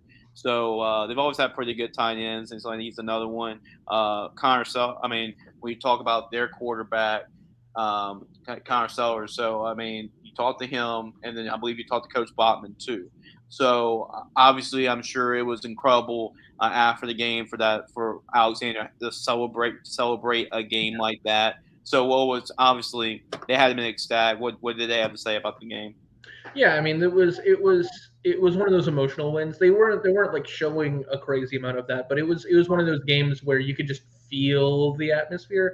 It took a while to get a chance to talk to Coach Bachman, but there was a lot of talk about this being a team that you maybe wasn't getting the recognition they deserved. That was kind of what they felt in the locker room. That, the power rankings, most of the rating systems had them at like 8 or so in the state going into this. They weren't talking in these terms, but from my perspective, Right. Like, despite being undefeated, ranked behind multiple one-loss teams, and it felt like they knew they had this. They weren't expecting anything else. They were expecting to win this game, and they knew that this was what they had in them more than anything else. Coach Bachman, it was great talking to him, and a few of us got to interview him. But yeah, the overall feeling was like, this is one of the goals for this team.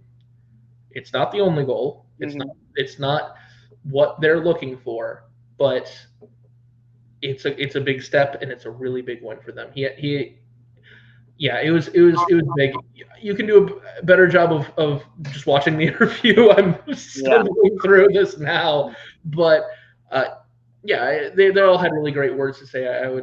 They did a great job breaking down the plays. That big play, the game-winning touchdown, both Sellers and Townsend's kind of perspective on it, which I touched on earlier.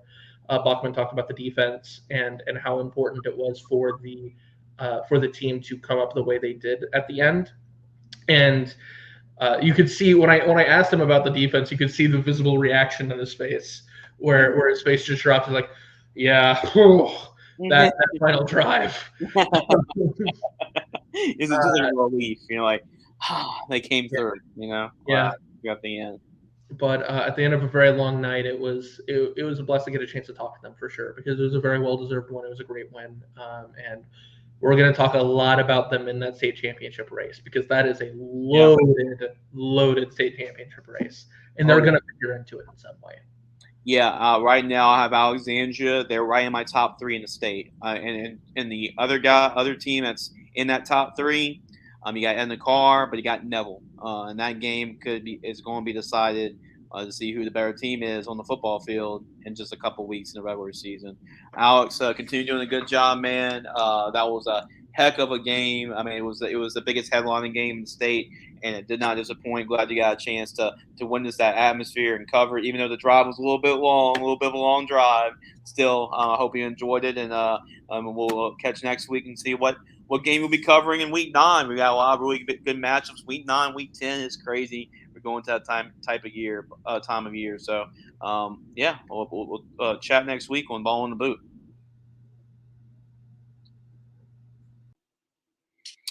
Hey guys, welcome to Ballin in the Boot. I'm your host, Jay Lejeune, and again, we're joined by another beat writer for us for Gridiron Football, and that's Isharay Jones. Isharay, I was getting a little bit worried about Southern Lab because they were on a skid entering this game, a 3-game losing skid, and it all started when our quarterback Jerry Botley won Gridiron Football Player of the Week, and ever since they lost 3 games. I was thinking, is there a Gridiron Football Player of the Week curse?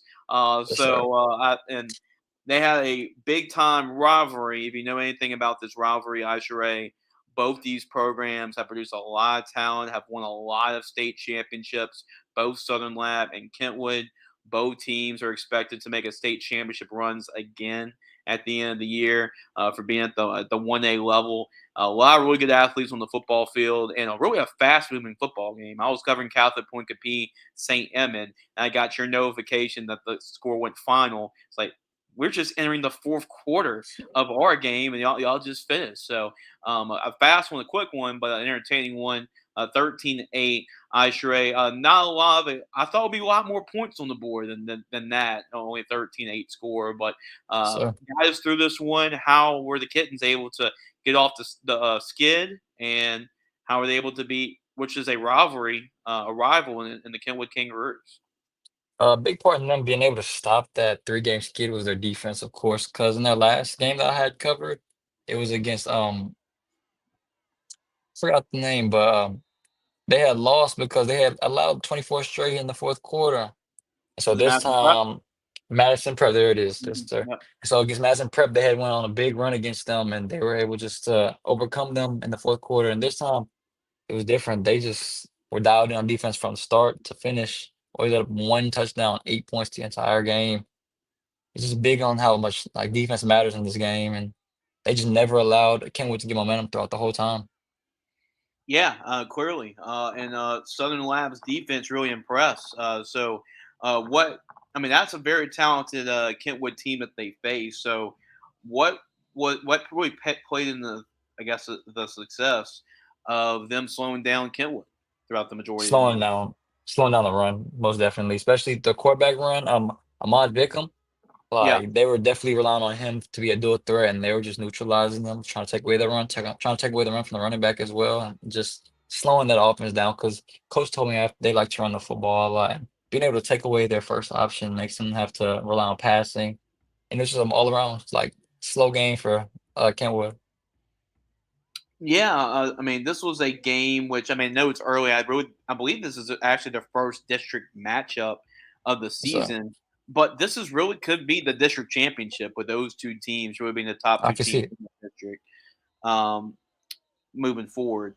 And Southern Lab, they actually they pretty much decided the game early on because this game was Yes, sir. 13-8, but they jumped out to a 13-0 lead. So offensively, how does it look for the Kittens? They only scored 13 points, but they do have a balanced offense. Like when they can throw it, when they need to throw it, Jerry Botley can make plays with his arm and his legs. But they got some good running backs in the backfield too. And this, Most I feel like this is definitely. one of those games that Southern Lab relied heavily more on the run to really help their young quarterback Jerry Botley out. Yes, sir. Yeah, their running back duo, Amir and Osbury and Traverse Norman. That's their 1-2 punch at running back. They kind of remind me a little bit of the Lions core with Jameer Gibbs and Hmm. David Montgomery. They're Yeah, just a 1-2, and they just keep coming. It's just thunder and lightning throughout the whole time. And then, of course, you have Jerry Bodley, who's always going to show up every single game. And it wasn't the best game for him, but everybody knows what he's capable of. And then Marquez Williams, the receiver, he hmm ran the punt back for them, and that just flipped the game on his head, honestly, early in the third. Okay, so it was So, actually so it was Norman. It was a Norman touchdown, and it was Williams punt return for a touchdown. Were uh, those the two scores? I believe it was a Asbury touchdown. Asbury touchdown. Okay, Yes, so it's sir. an And the Asbury first, yes, touchdown. sir. And then a Marquez Williams punt return. Yes, sir. Okay, okay, and but Kenwood was able to kind of hang in there. So, what was the key for them to hang in there, bounce back, and make this somewhat of a game at the end? I think it was both defenses, honestly. They had a lot of kids playing both ways, especially the defensive backs, and they were just able to hang in there with Southern Lab the whole time. Jermaine Brown, he intercepted Bodley in the end zone, and that was a big turnover for them. I thought that was going to switch the whole game around, but they didn't get any points off it. But their defense, both teams showed up on defense, honestly, the whole night. Yeah, so Southern Lab, they moved to 4-3, but they played a very tough schedule. I mean, and part of their losing streak, they played Madison Prep, who was going to be playing for a district championship on Yes, sir. Thursday against Due High. They played Denham Springs, which is a 5A program, a 5A team, and then they're a pretty decent 5A team. And Kaplan, this is a team who's returned their coach after coming back was a coach there at Stephen Loteef, and they went and made a couple semifinal appearances in a row under Coach Loteef. So he's bringing that program back as he returns back as their head coach. So those were their 3 losses back to back to back, and they played up in class. So getting a win like this against a rival in Southern Lab, I know you got a chance to talk to Coach Asbury. And by the way, I'm sure you figured 1 and 1 together, but Omarion Asbury, that's his son. Oh, yes, sir. Yes, I figure. Yes, sir. And he's committed to Southern, actually. He's going to play for the Southern. It's Jaguars. crazy. So It's a real power he's runner awesome right too. there. Yeah, He runs really hard. They did not want to tackle him at one point. It was definitely causing problems for him. Oh yeah, he's a big back. I mean, he was at our Yes, sir. media day earlier this offseason and like, hey, I don't want to tackle you. I mean, you don't even look like a running back. You look like a linebacker or He something. definitely does. Yeah. So he is a hoss. He's a load to bring down. But you talked to Coach Asbury after the game. I'm sure it was a relief. And it feels good for the Southern Lab team to be a team like Kentwood that's a rival and really they got a lot of talent and they got a lot. They can make a run at a state championship too. So talking to Coach Asbury at the end, I'm sure it was like more of a relief that they're able to finally put an end to this losing streak. Yes, sir. He talked about how much of a relief it was to break that losing streak because he said he's never went through something like that. And everybody starts looking at him funny, or this whole city starts looking at him funny because they expect them to win almost every game. That's just the culture he's created as just a coach over there. I mean, so just being able to dial in his defense and just break that streak as they look to next week when they play Central Private is a big deal. Yeah, especially like you said, he's not used to losing. I mean, they've He's not. won 2 of the last 3 state championships, and they're trying to make it a big thing at media day. Is all the players are saying we're trying to make it 3 or 4. So that's their goal this year to make it 3 or 4 state championships, and this was a good way to get a win over a Kentwood team that's pretty talented. Coach Blunt is now the head coach in his first year. So wrapping this interview up, Isharay, what impressed you about what makes you, I guess, optimistic for both these teams moving forward for both Kentwood and Southern Lab based on what you've seen?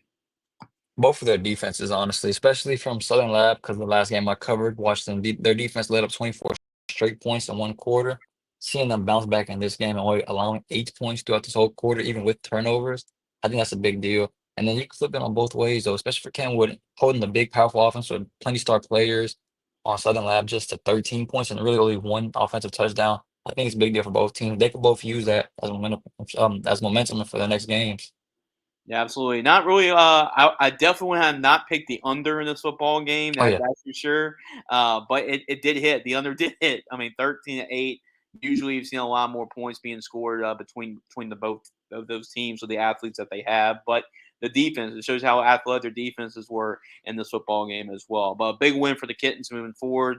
They take control of the district as well. That's very important because they are in the driver's seat right now of a district championship with a win like that. So good job, Isharay. Good job of covering the game. And you can actually check out all of Isharay's highlights and the article at gridironfootballusa.com. Isharay, continue to do a good job, my man. And we'll talk next week and talk about the game that you cover next week for Gridiron Football. Yes, sir. Yes, sir. Hey, guys. It's James Luzerne from Gridiron Football once again on another episode of Ballin in the Boot.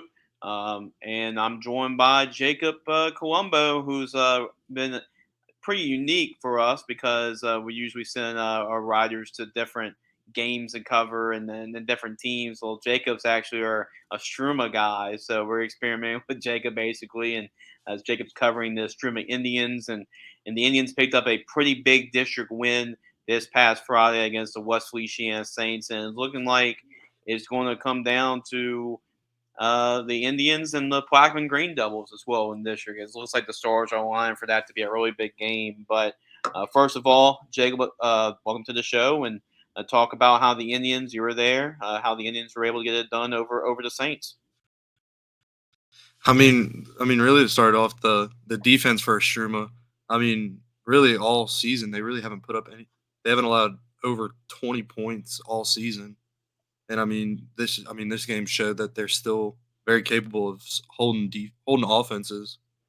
I mean, Westfeld didn't score until the start of the fourth quarter, or for a touchdown at least. And I mean, even though Istrouma did come out in the first half just bombarding with 4 touchdowns, 2 from Kyrie Paul, 1 from Jeremiah Coleman, and another from Deion Shavers. Yeah, but a lot of the same suspects, right? Yeah. No, I was actually surprised that that they did so well because I know I saw the score to like the St. Michael because I was kind of comparing games. I'm like, Yeah, because like the only team we've lost to so far is St. Michael, so I'm like right. kind of comparing that game to like all the rest. And I know Westfeld, I'm pretty sure beat St. Michael pretty good, Yeah, they did. in which I'm like, because I think I kind of stated it last week that I wasn't feeling so confident about going into this game. I think I talked about maybe they possibly win this game and then split these two big games coming up. Hmm. But I mean, they went out there and they showed that they're ready to be possible district champions next week if they win against Plaquemine.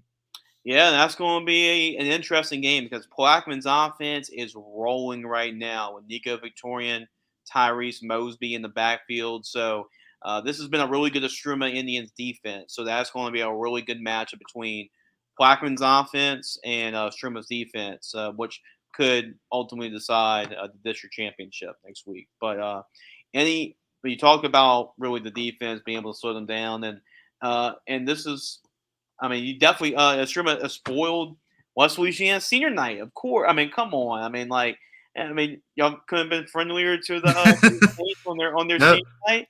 We had to walk in their trap and take over their trap. Yep, y'all did, and it was great to see Kyrie Paul bounce back. Like you said, he didn't have his best performance from a week ago, but I mean, looked like that he was his typical Kyrie Paul self against the Saints on that Friday. Yeah, he definitely showed out. I think that was like one of the impressive things that he just looked like he was there to play. He didn't have like any emotion when it came to on the sideline. He just played and did good. I think he had close to like I think he probably had 150 yards in the first half. And I Yeah. mean, really, the score could have been a lot more if the wide receivers for Struma probably caught a couple balls. But I mean, they did what they had to do, especially in West Feliciana Stadium. So I mean, a very very big win for them. So now their fate determines this Friday against Plaquemine Yeah. if they could possibly win district champions and possibly get into a top 5 spot in their division. Yeah, which will be big because if you get a high seed in that bracket, I believe Struma, so they are in that Division Two select Yes. bracket. So if they can get a high seed there and see what may happen down the road, how far this team can go, and um, this Plaquemine team. So moving forward, I guess before I talk about that, what was Coach Edwards' message to the team after the win? I mean, his message was really like, y'all went out there and y'all didn't play against yourselves. Yeah. You played as a team. You played as a whole. You didn't beat yourself, and that's what he's been trying to engrave into these kids. Is just don't try and beat yourself in these games, and they bought in, especially for this game. I think they maybe had 3-4 penalties all game, which is kind of a rare Yeah. rarity with a Shuma. Uh, That's they- good. That's good. That's an improvement, you know.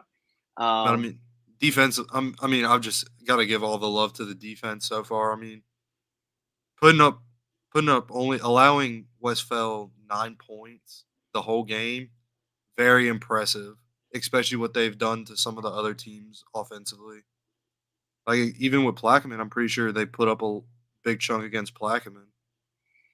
Yeah. And let's talk about it. I mean, because that is going to come down to the district championship. I mean, it's actually going to be one of the better games in the Baton Rouge area this Friday. I mean, look at Plaquemine is up there in their division as well in Division Two non-select, and of course, Istruma's up there in Division Two select. So.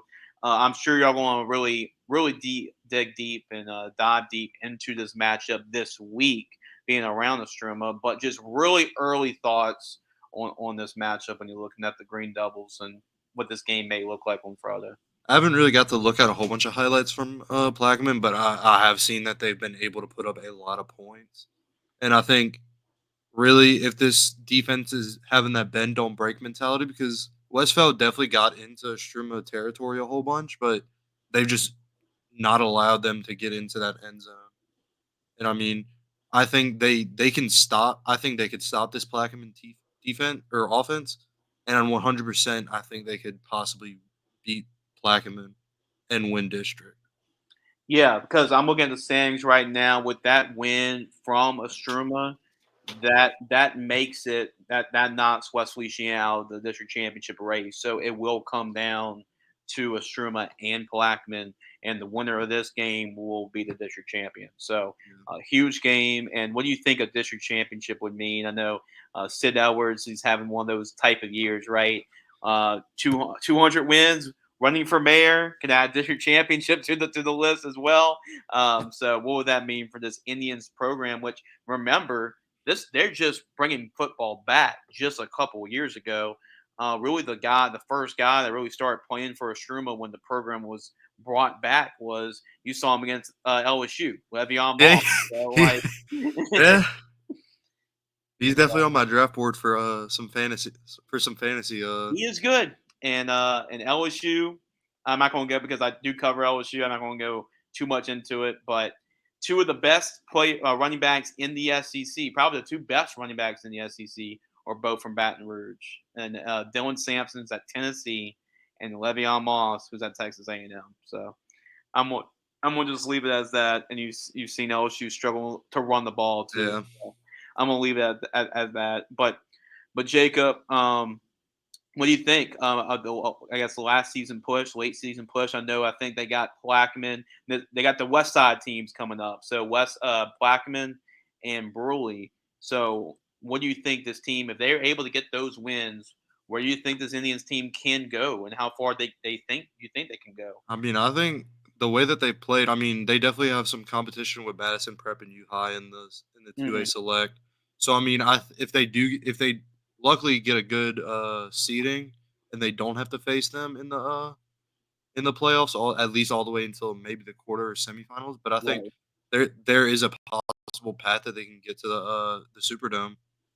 Yeah, and how amazing would that be? I mean, Slidell was trying to get the mayor election. He might win the election if he goes to the Superdome. So that's the crazy thing to me. I don't know how he's balancing running for mayor, president, coaching a football team, and then I mean, just having a historic year, especially getting his 200th win 2 weeks ago. Absolutely, Jacob. Well, you can check out Jacob's article, gridironfootballusa.com. And I know that we're bringing the football huddle back, and they've done a couple of shows with that as well. So, a really good conversation with a lot of our beat writers you've seen on their show. Just talk about what's going on in football, college football, and NFL. So, keep up the good work, Jacob, and we'll chat next week. And we'll talk about the biggest game of the year for your Indians against. Yeah, luckily they have 2 back-to-back home games for their final 2 stretches. So the Indy Mound hopefully is rocking Friday night and the next, because I think we need everybody to come there this Friday, make the loudest noise, make Plaquemine mess up. And I mean, go Indians.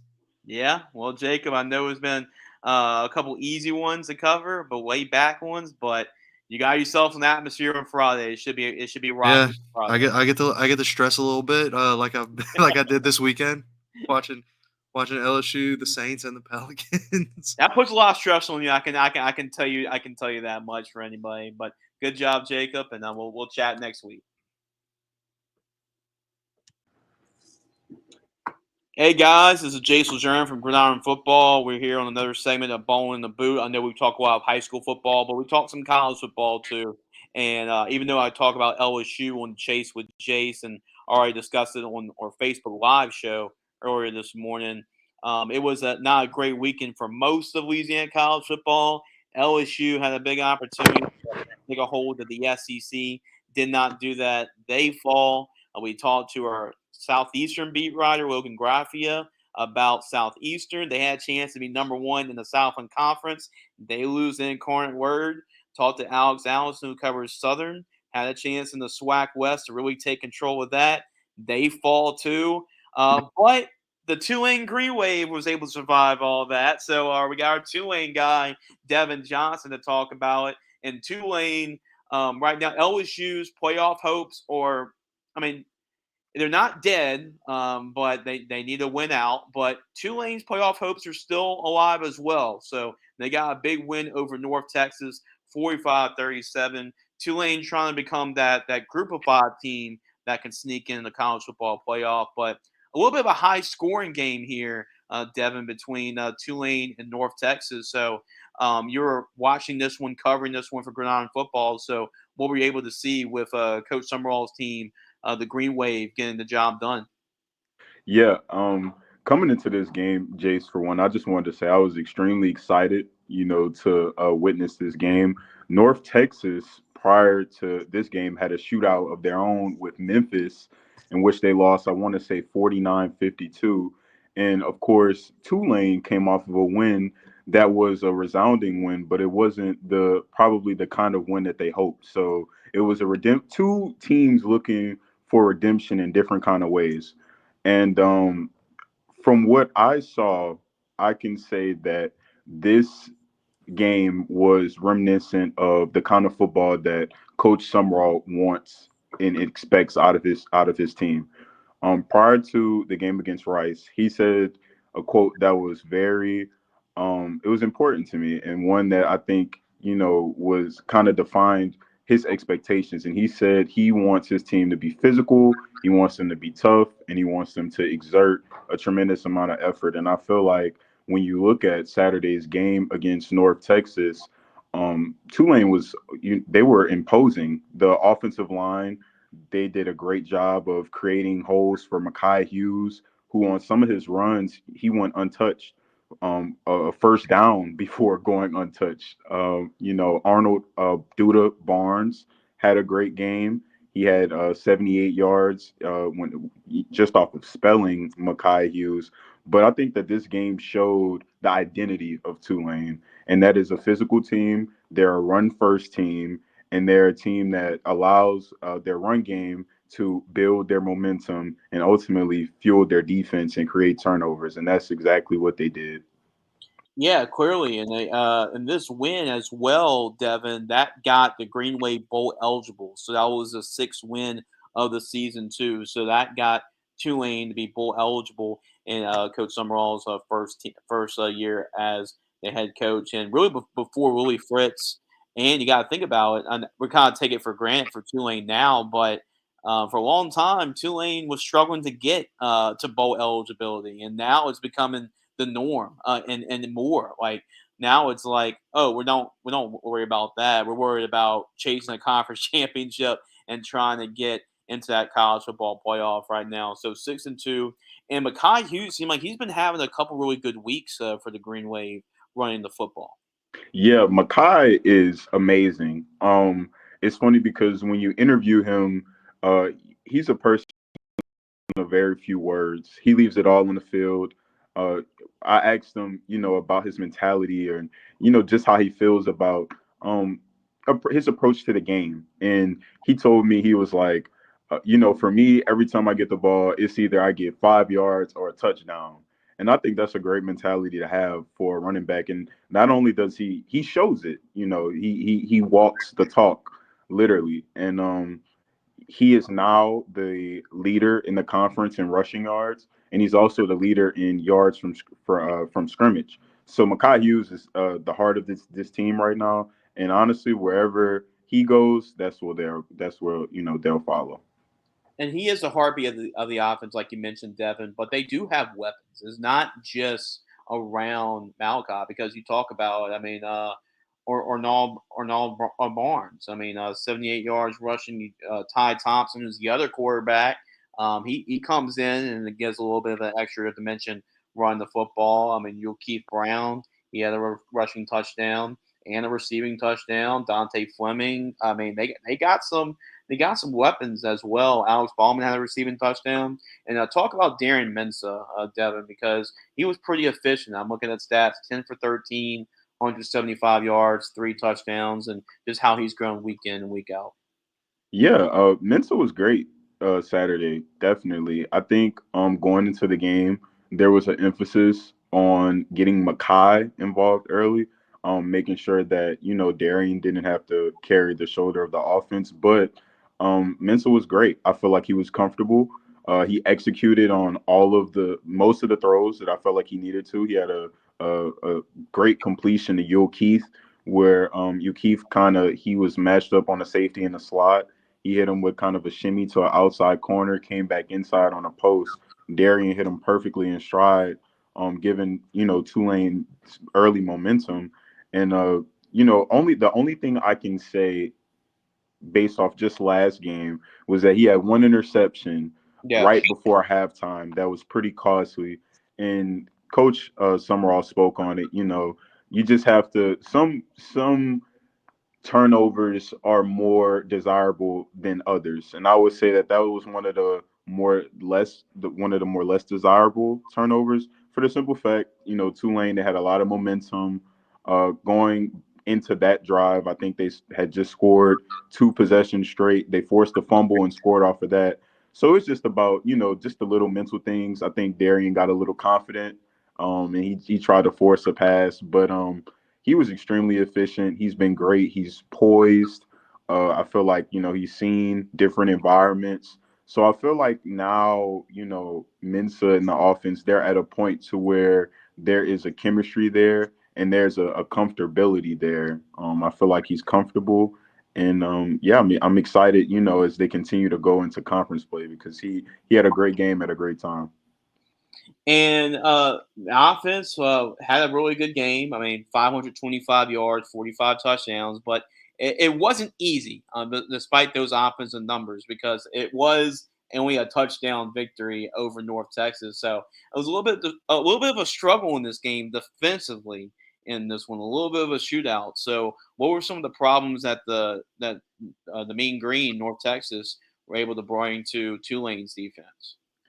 Yeah, going I think going into this game, I didn't realize, like, I knew statistically how potent North Texas offense was, but to see it visually, this is a team that they use a lot of tempo.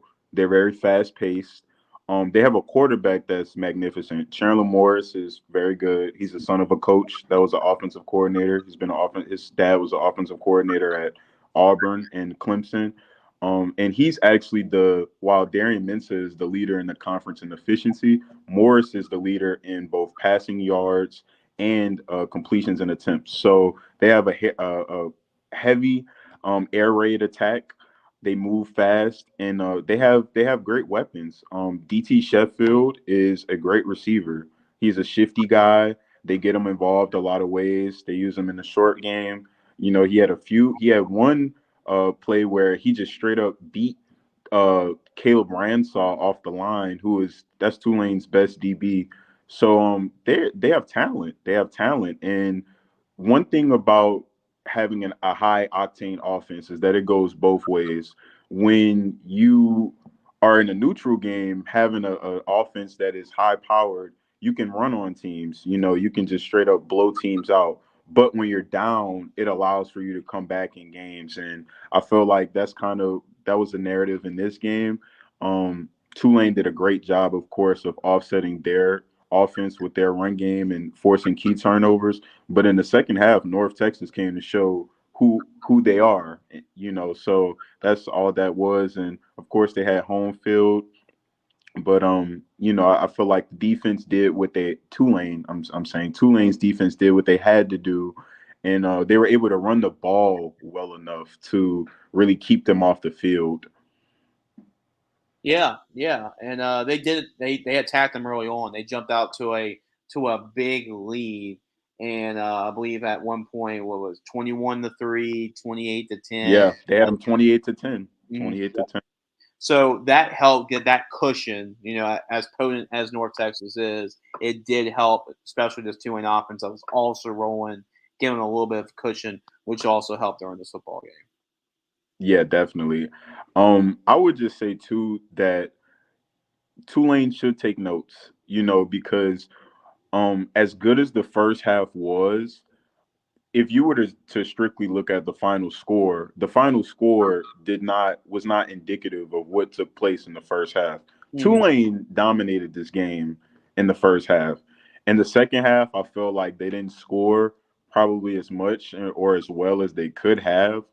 But, it's just a lesson as far as maintaining leads. That's one of the probably less talked about things or aspects in terms of football, is how to maintain a lead, how to effectively keep an offense grounded, not giving up big plays, especially when you're up.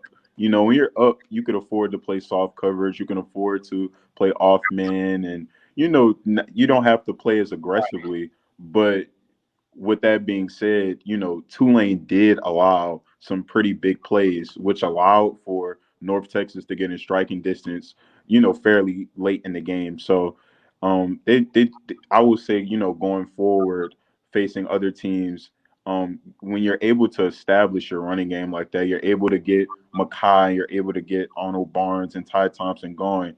It's really on that defense to just make sure that they're not allowing big plays, to make sure that they're getting stops and just not playing lax, Yeah.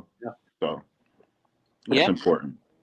Absolutely. Well, the most important thing is that Tulane score more points in the end than the North Texas, and they keep the streak alive. So they're 4-0. On the most important thing as well in conference play. Like I said, the only two losses they've had this entire year were against Power 4 opponents in Kansas State and Oklahoma. So they've been able to get the job done. Coach Summerall is doing a great job with his team.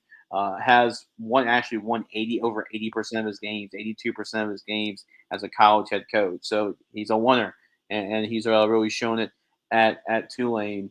And moving forward, Tulane will actually they're going to be on national TV. It's going to be on ESPN on Halloween on Thursday night against Charlotte. So it's a good opportunity for the country to see what kind of football team this Green Wave football team is. Yeah, I'm definitely excited. This is, of course, their fifth straight conference game. So, every game matters. Charlotte, similarly to Rice, they don't have the best record coming into this game. They're 3-5, but this is a home game for them, and it's one that they won't be taking lightly. So, I feel like Tulane just needs to build off of the keys from this game. Mackay is as consistent gets. I feel like he'll have a pretty good game. The defense, they definitely, I would say, first half excellent, but if they play like they did in the second half, they might have some trouble. So just being consistent in that regards, and ultimately, I feel like they should come out with the win. They have momentum on their side. They're healthy. They're coming off of despite the scoreboard, a pretty motivating win. So I expect them to perform pretty well in this game. We'll see it. We'll see on national TV, and Tulane will be a great opportunity for them, especially if they can win pretty convincingly. With the college football playoff committee also watching too, probably having their eyes on this football game a little bit more since they get a chance to see Tulane. And let's see Tulane can impress, get a big win, and maybe get ranked too, be part of the top 25. And like I said, the highest ranked group of 5 team will be in the college football playoffs. So there's an opportunity, a window there for Tulane. Well, to check out Deven's content on the Tulane Green Wave, make sure to go to our website, gridironfootballusa.com. Devin will have some articles about the Tulane Green Wave coming up, and more analysis from this win, and for the Green Wave moving forwards in order to accomplish a conference championship as well. Deven, keep up the good work, my man, and we'll talk next week on Ball in the Boot. Thank you for having me, Jason, as always. Thank you. Hey guys, what's up? We're going to finish this episode of Ball in the Boot, as always, with Grant Chachere of Crescent City Sports, Router Sports Media. I know me and Grant have been going back and forth on each other's shows, which is really good. We're really promoting each other and helping each other out. And Grant does a great job. Grant was intern for us at the end of last year before he graduated, and now he's off to some really good things. So working for Ken Trahan, who I have a lot of respect for, and it was a guy that I admire in this business. So Grant does a great job following the high school sports, and he does a great job covering OSU as well. So make sure to follow him on social media, and then also make sure to subscribe to Ruru Sports Media as well. To their YouTube channel. I mean, myself and Grant, that we go on the show and we talk about, we have an instant reaction to the high school scores that are being discussed and talked about. And we just go over those scores live. So There's an opportunity for us to, talk about the state of high school football and what's been going on. We have a lot of really good interns and writers that come on and talk about the games they specifically covered. But we bring Grant here, and Grant and myself have a pretty good scope on what's going on around the state of Louisiana. So we're going to have Grant come on, and we're going to talk about some of the big time scores and some, I guess, our observations from Louisiana high school football. Yeah, Jason, once again, I'm glad to be up doing this weekly with you. And of course, you hop on my show and I hop on yours. It's a pretty good weekend of football. I know, I think everyone's kind of looking forward to this weekend, of course. I mean, this weekend, you got a bunch of games. There's a bunch of games we're going to talk about on our preview show. I mean, just if you look at the list, I mean, you got Central and Zachary, Curtis and Carr, Rummel and Jesuit, which actually became much better game because Jesuit beat Curtis, and Jesuit's been kind of this, I wouldn't say giant killers, but they've been some really good teams this year, which a lot of people haven't expected. Bird at Airline, Hanville at Destrehan, St. Paul's at Vanderbilt, West Monroe at Neville. There's a lot of really, really good games. This Episcopal and Dunham, which I know that's a game I know for a fact you're going to, not actually as a VSN announcer, but covering for Gridiron Football, of course. Right. So this is probably a first for you. It's the first time I've actually covered Episcopal for Gridiron, so that's going to be weird. Not actually calling the game, but actually covering for Gridiron. It's going to be a weird feeling. Yeah, and I think everyone was really excited about this weekend, but last weekend there's some big games as well. Of course, I know you already talked about Alexandria and Ruston. Alexandria, of course, beat Ruston, stay undefeated, and I know that's going to be segued to a whole other thing in a second. But there's a lot of really good, there's a lot of parity this year across high school football in the state of Louisiana. There's really not a favorite. Even Division 4 non-select, which like we both kind of discussed, like how they need to combine select and non-select in Division 4, because non-select there's really not that much competition. However, even that one, like there's still some really good teams. Like a lot of people say Haynesville, but I still don't think that's set in stone. So a lot of parity this year across high school football at every single level and every single facet. Yeah, Grant, and that's a good segue because later on in the segment we're going to talk about. I believe there's 18 undefeated teams left in week going to week 9. So we're going to talk about those teams and talk about the teams that you're not surprised about from their success this year, and we'll talk about some of the teams that you are surprised from their 8-0 start. So we'll talk about that as we go on later on in the show. We talk about what are the undefeated teams left as we enter week 9 of the season. But let's talk about some of the games that that weren't discussed, but definitely need to be brought up and discussed and talked about. And we're going to start off with the games that we've covered, and I guess we'll start with. While you're getting situated, Grant, I guess I'll start talking about Catholic Point Capee and St. Edmund, because that was for the 5-1A district championship. And I think we talked so much really about St. Edmund this year and their offense and how they able to score some points. And then here comes Catholic Point Capee. We're not really, even though they're undefeated, we weren't really talking as much about Catholic Point Capee. And it was an opportunity for them to really steal the spotlight, and they did. They jumped out to a 12-0 lead, got off to a really strong start with June Morrison and Brooks Caps. That connection really helped them get up on top. But St. Edmund, they show why they're a good team and why they're undefeated. They bounced right back. They were down at one point 19 to 6, but Henry Someone had a couple of touchdown runs, 3 rushing touchdowns. The passing game wasn't as crisp as it usually is for St. Edmund, but they did lean on the running game. Henry Someone had 227 yards, 3 touchdowns. They actually had the lead 22-19 in the first half, but in the second half was a different story. Catholic Point Capee's defense was phenomenal that night, and they shut out a really good St. Edmund team. I was averaging 50 points per game, and they shut them out in the second half. St. Edmunds was 2 for 7 on 4th down. They got stopped a couple of times on 4th down, and Rory Lambert Cohen Higginbottom, Parker Jewell, those guys were really doing a really good job on both sides, especially on the defense side of the football. And then, like I mentioned, Jude Morrison's a really good player at the quarterback position, and he made plays when the Catholic Point competed need him to make plays. He actually scored the game-winning touchdown, the only touchdown in the second half to win 26-22. Only one touchdown scored in the second half, and that was the difference in the football game.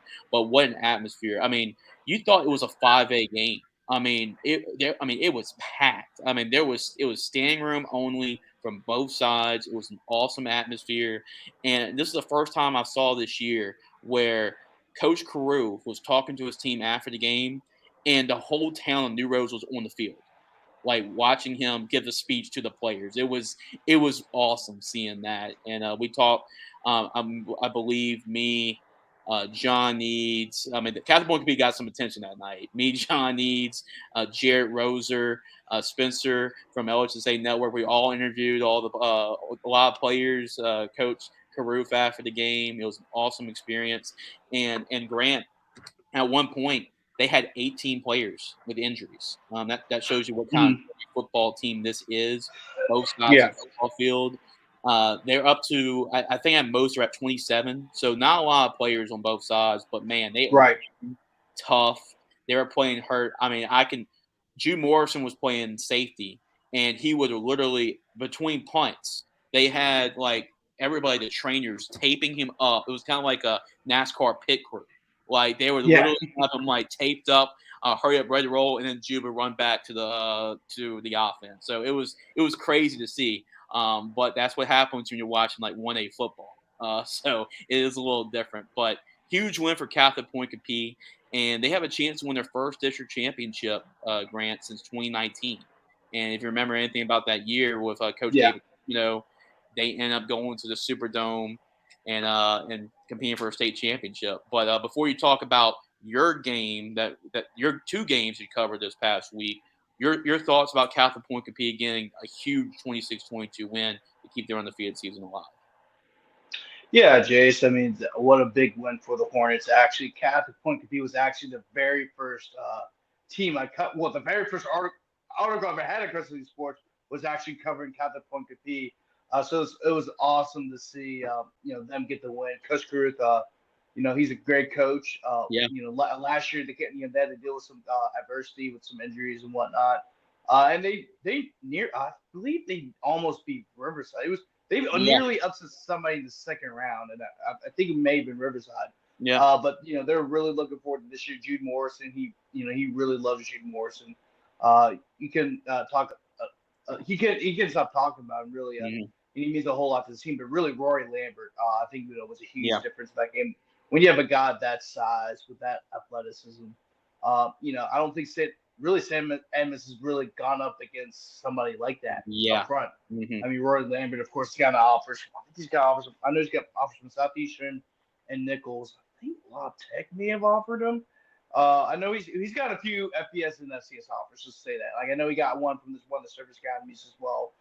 So he's going to play football on Saturdays, right? So I mean that's a big boy. But to have a win like that, over a team like St. Edmunds who's really hot, and to hold them to 0 points in the second half, is a very impressive job of this, Catholic Point Capee team. And they only have 18 players, so hopefully they'll get some players back by the time the playoffs start. Because obviously, Division IV Select, as we both talked about this, that's a loaded division. We're going to talk about Washington Christian later in the show. You got Southern Labs, defending state champions in the Division IV Select. Kentwood's not joining the fold. Covenant Christian's undefeated as well. We're going to talk about them a little later in the show because I know we got undefeated teams. But we're going to keep mentioning the undefeated teams so far throughout our segment. But there's a lot of really good teams in Division IV Select. And when we talk about parity, there's a whole lot of parity in that one. Absolutely. And last year we saw that. I mean, there was a lot of teams that we didn't expect to make it as far as they did. So a lot of great coaches, a lot of great teams. I know it may not be 5A football, but that is definitely a division to watch out for because there's a lot of really good players in Division IV 1A football in general, but especially Division IV Select. Yeah, you're right, Grant. There's a lot of really good talent, even at the 1A, the smallest levels, and they definitely deserve some coverage too. Because there's some really good football, and I'm glad that that game got the coverage it did. With Yeah. Louisiana versus all y'all, LHSA Network, John Eats, WAFB, Gridiron Football. So it was a lot of coverage around that game, and really New Rose did deserve it to have that coverage for that game on Yeah, and Thursday. I was supposed to cover that game And too. we're going. That's the But segue I was if going to go to. if it weren't for some of the games shuffling to Yep. Thursday because of Taylor Swift coming to town, they needed as much security detail as possible in downtown New Orleans.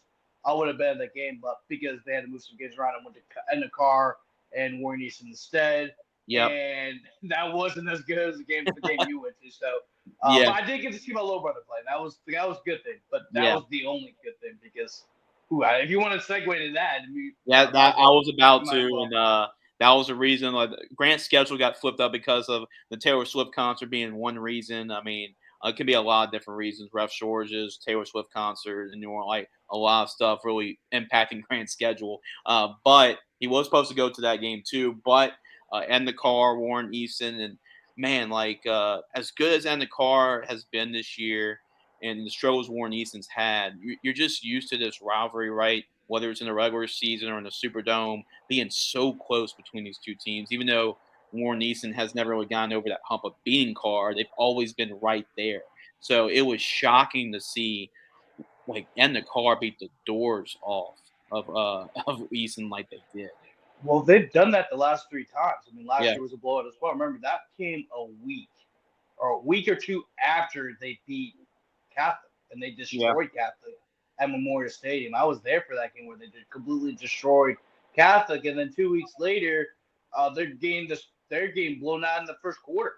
Yeah. So it was it's shocking. It was more shocking last year, given what Easton had last. And because remember, people forget. I know it's going to get lost in the record books because of all the stuff that happened during the season. Of course, their season ended early because of LSA violations.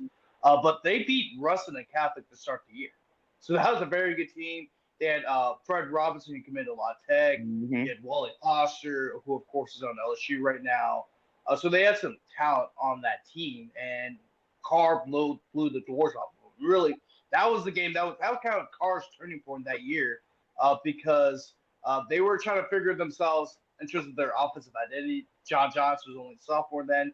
First year starting. So they were trying to figure out their identity. I think that was the game where they picked up their identity offensively, at least. But this year, it's a little bit different. This is the first time they're in the same district, I believe, since 2021. Yeah, it was 2021. Because Carr moved to the 5A, Easton still in 4A the last 2 years before they moved to the 5A this year, where they're both in the Catholic League or more or less, but it's District 9 5A, right? Because you got it's not really a Catholic League anymore when you get 2 public schools, and of course Sean Curtis, who's a non-denominational Christian school.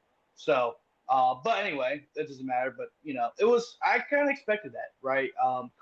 Carr had a sluggish game against Jesuit, 21-9, but that's typically how those games against Jesuit has gone this year. Which we're going to talk about in the next game, right?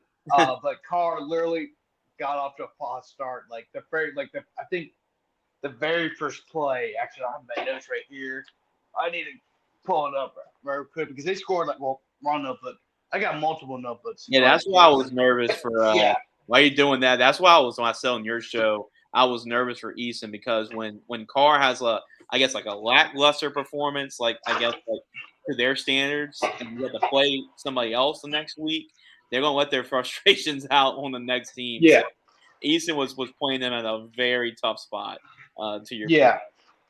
Yeah, and also Easton's young defensively, and you're going with experienced offense, and that's why I was so high on Carr at the beginning of the year because all the guys who played last year were sophomores and juniors are now a year older. Yeah. But anyway, going off the game, this is from my notes in the first half. And my page, here we go. So, quick 3-and-out for Easton.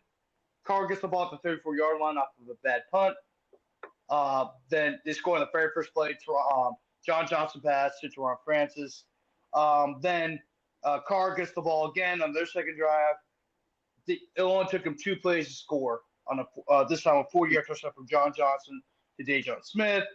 Easton gets the ball back, and they were able to pick up a touchdown. But then, literally 2 plays later, first play car drive, ball start. Next play, 80-yard touchdown from John Johnson to Teron Francis, and then that's where the game basically ended. Yeah. And it's funny because usually they have Jackson, he's the main thrower, but a lot of times where they're going up against a passing defense, a lot of times they put in their pass defenses, usually because Jackson's a little. If you want to do a player comparison, how his skill set is like, I'm not saying he is Sure. this guy, but he's kind of like a Major Burns where he's really strong against the run. So that's why they've been using him a whole lot this season because, the Catholic League, everyone likes to run. After that third touchdown, they pulled him. And basically what they were doing was it wasn't even their pass coverage. It was like, okay, we're going to play prevent defense to keep them from scoring because they literally up to that point, Jace, I believe they scored 3 touchdowns in 5 plays. 3 touchdowns in 5 I plays. mean, like, you know what I'm saying? Like, it's more to do against air in practice. Yeah, if you don't include the penalty, they scored 3 touchdowns in 4 plays. It's hard to do that against air in practice when you're just running. Yeah, I know. but that's how dominant Carr was in that game, and it really just shows you, Carr's that team, man. I think, also the Jesuits can kind of woke him up a bit, right? Jesuits, very strong defensive team. They're very well coached. We're going to get to them in a second, so I'm not going to go off on Jesuit right now.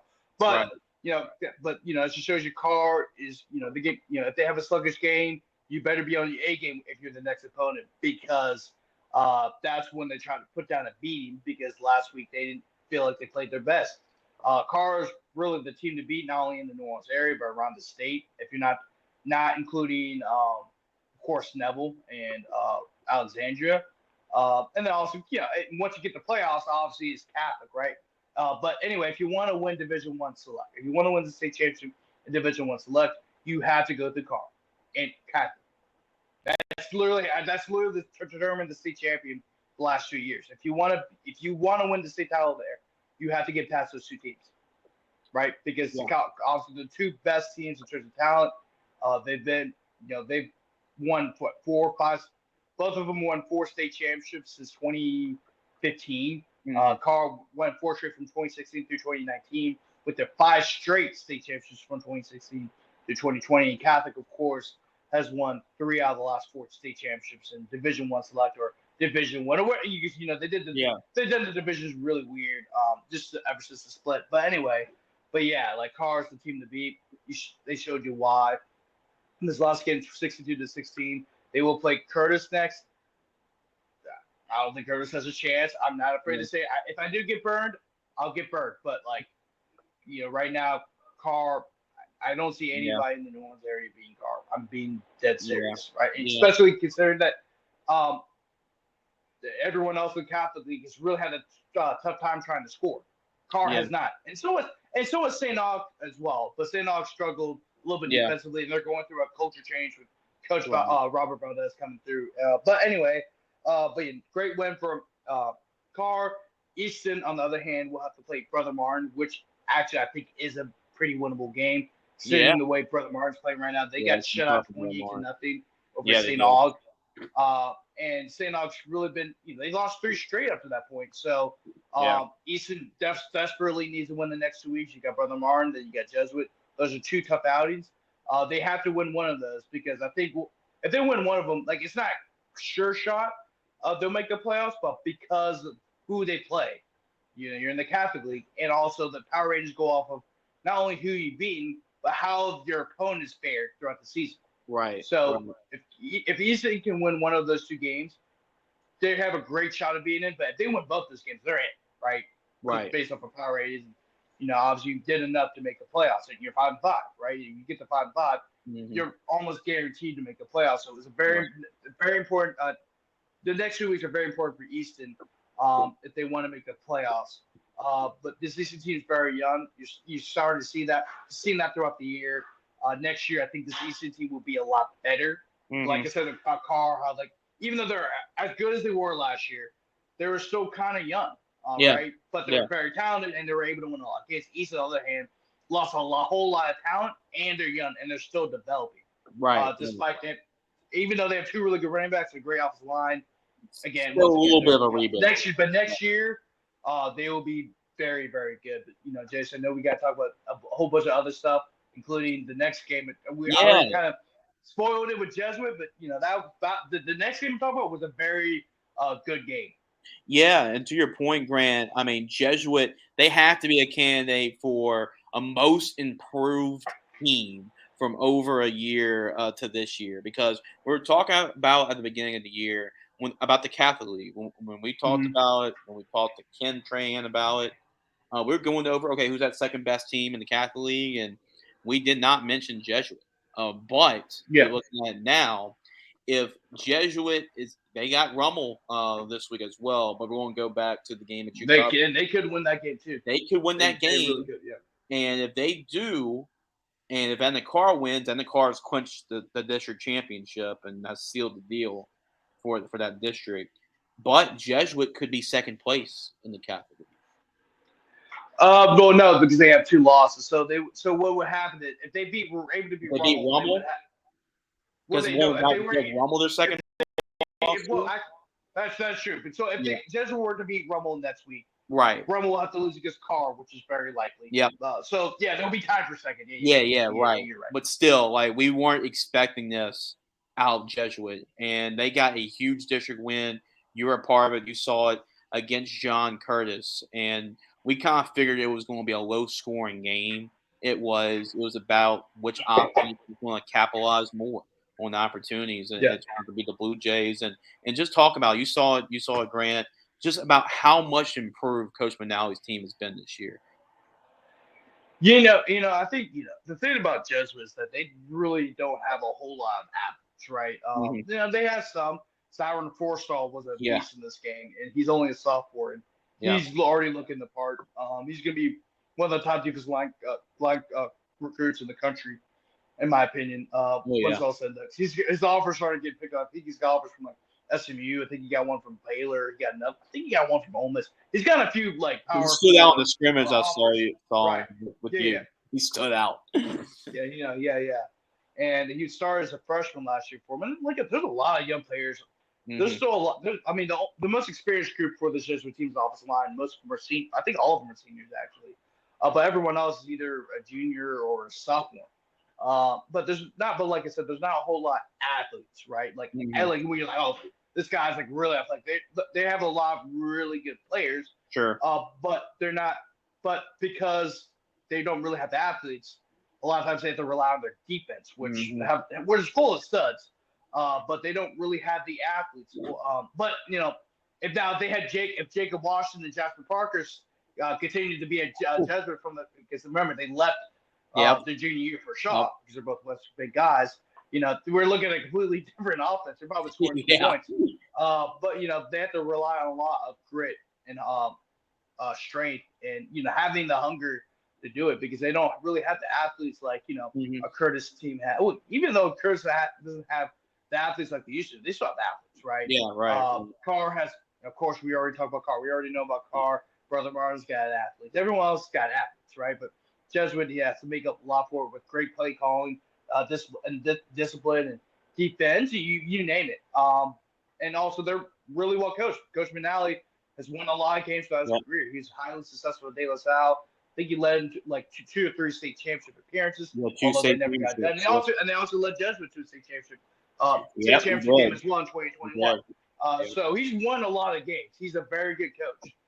You're seeing that right now with this Jesuit team, which they don't really have a lot. They have a lot on defense, and they have a lot on their offensive line, but everywhere else is, they don't really have the – now, Roman Laurie is very good. He's an athlete, and he was a big difference in that game. 4 catches for 114 yards and a touchdown, which was the game-tying touchdown. I made a lot of big-time catches in the clutch for Jesuit, especially on the last drive where he had a 46-yard catch to start off the drive. And really, if he was more inside the field, he probably would have scored because he caught the ball in the boundaries. He kind of, went out of bounds. Yeah, okay. But then, they had a couple one more big pass play on third and long, and then they just kept running the ball, and then eventually they were able to get in with the Taylor Norton quarterback sneak. But I'm kind of skipping ahead of what happened in the game. But first, Jesuit got in the lead because of a field goal. Then Curtis and then a couple of drives later for Curtis, they're able to score on a 37-yard touchdown from Jacoby Boudreaux. But that will be the only touchdown Curtis to score the whole entire game. Jesuit looked like they were about to drive down the field, but then Taylor Norton throws a pick to Trey Brown, which would be one of two, and that's John Curtis' field goal to make it 10-3 as time expired to go into halftime. Jesuit looks like he's about to drive down the field. They're getting in the red zone, but then Taylor Norton throws another pick to Trey Brown. Trey Brown actually was on that list and said you about all the top prospects for you guys bowl games. Yep. He had 2 picks in this game. 2 really great defensive plays as well. But Taylor Norton was able to bounce back. He made a lot of big-time plays, including the game-time touchdown pass to Roman Laurie, of course. It was a beautiful ball, too. Perfect, and also a great route by Laurie as well. So, Jesuit was able to win 17-10. Big win for the Blue Jays. And I'm kind of glad that they won because it made my decision to which game I want to go to this week much easier because there's a lot of big-time games that we've done, right? And I was sure, okay, whoever, if Curtis wins, then I'm going to Curtis and Carr. Right. But if Curtis loses, then I'm going to come to Amanda. But I was kind of torn on which game I want to go to. Those are 2 really good games. There's a lot of games in general in New Orleans area, like Desert and Onville. But we're going to talk about that later this week for the preview show on Ruby Sports Media for Friday Nights on the Boot. But Friday nights on the Bayou. But anyway, big win for Jesuit. Next week they'll have another big game against Rummel. Despite how great Rummel has been, they've been struggling offensively, which plays right into the hands of Jesuit. Jesuit wants to be in those grimy types of games because that's the way they like to play. If you can't score points against Jesuit, you're gonna have a hard time doing it. Matter of fact, the lowest point total the Carr scored all year was against Jesuit. They only scored 21 points. You're right. Every other game they scored 30 or more. Yeah. So Jesuit's a very tough team. Norman Taylor, I'm not sure what his health is looking like going in the game. Of course, they might have to rely on Karan Hawkins again. But Jesuit, this is a team that is very good. They may not have the athletes, but they're very strong defensively, and they know how to win in close games. And they're also well coached. Ryman Alley's won a lot of games. He's been in a lot of big time games as well and won them.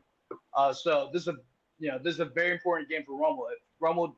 If Rummel doesn't win, that kind of knocks him out the title race. I mean, for an outright title, right?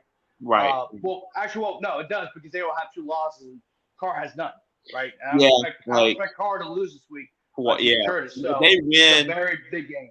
Yeah, if they win and Jesuit wins, Carr's got it locked up for sure because that puts them up by 2 games, and there's only 2 games left. So that gives Carr the Catholic League title. Now let's talk about another big time game this week over in the Opelousas area, right in Lafayette. So Opelousas and Cecilia. Remember, this is a rematch of the Division II non-select state championship game between these 2 teams, and let's just say not a lot of love when it comes to these 2 teams. They a little bit of a bitter rivalry between the 2, but Opelousas, who struggled a little bit earlier in the year, but a lot of it had to do with the schedule that they were playing. They played a really tough schedule early on, and I was driving back and listening to an interview with Coach Zachary post game, and he said that schedule at the beginning of the year has helped them come to this point. He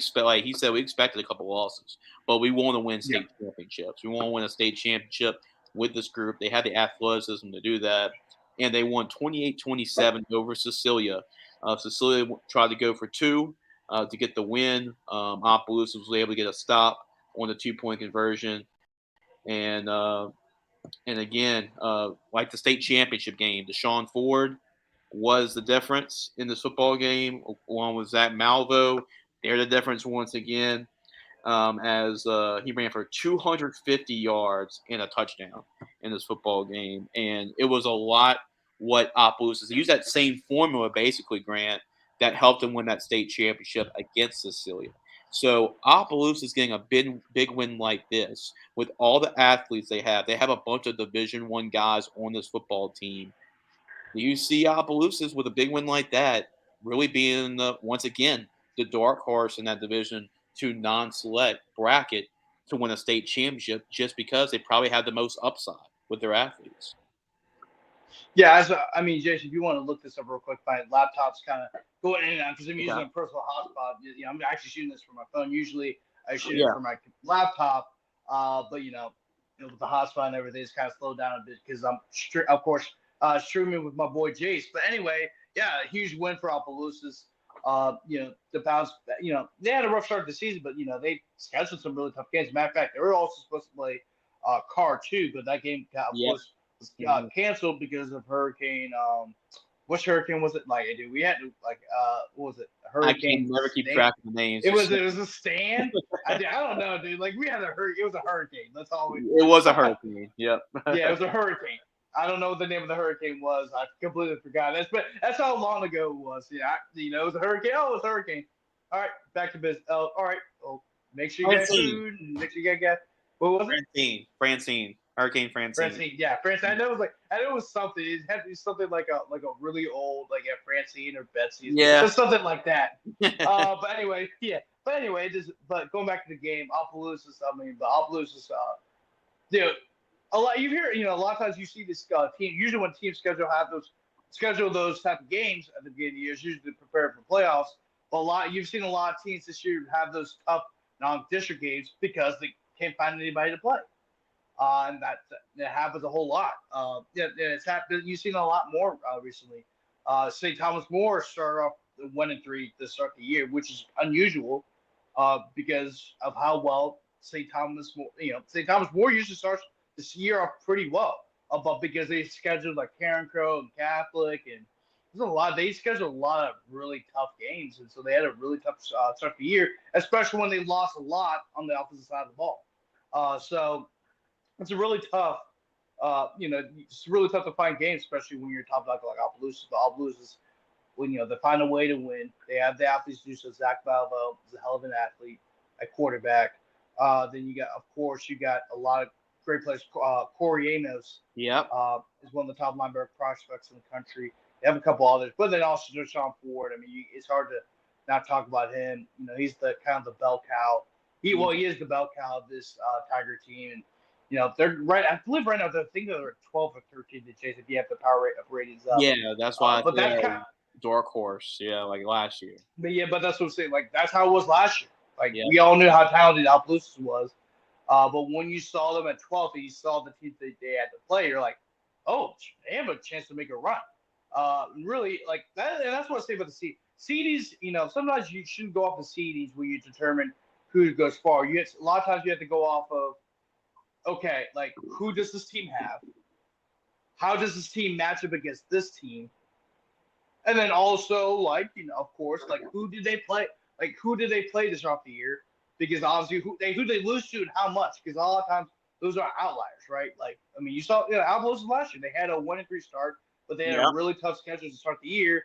And then as the year went on, they got better and better and better. And then when they got to the playoffs, they're like, okay, we've already played teams that are better than this team we're playing right now. Let's go beat the crap out of them. Rommel was the same way last year. Rommel in the playoffs. Yep. They were 5-5. 4-6 actually. They had to deal with a lot of injuries, of course. So they had to play a lot of young guys. And then when they got to the playoffs, they had to go against Northwood of Shreveport and Captain Shreve. But they've already played teams that were better than when they're in district play. Of course, they had to play Rommel. Well, not Rommel, but Carr. And Curtis, who they beat, by the way. They beat Curtis, who's a very good team.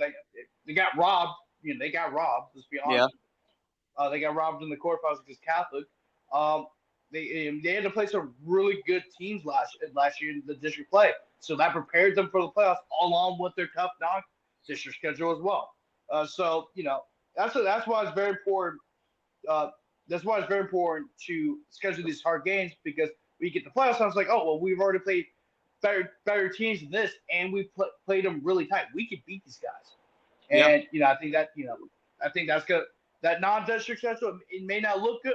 The record may not look good because they're 1-3, but when it comes to playoff times, everyone knows that Opelousas is ready to play, and that's why they still been on a lot of people's rankings.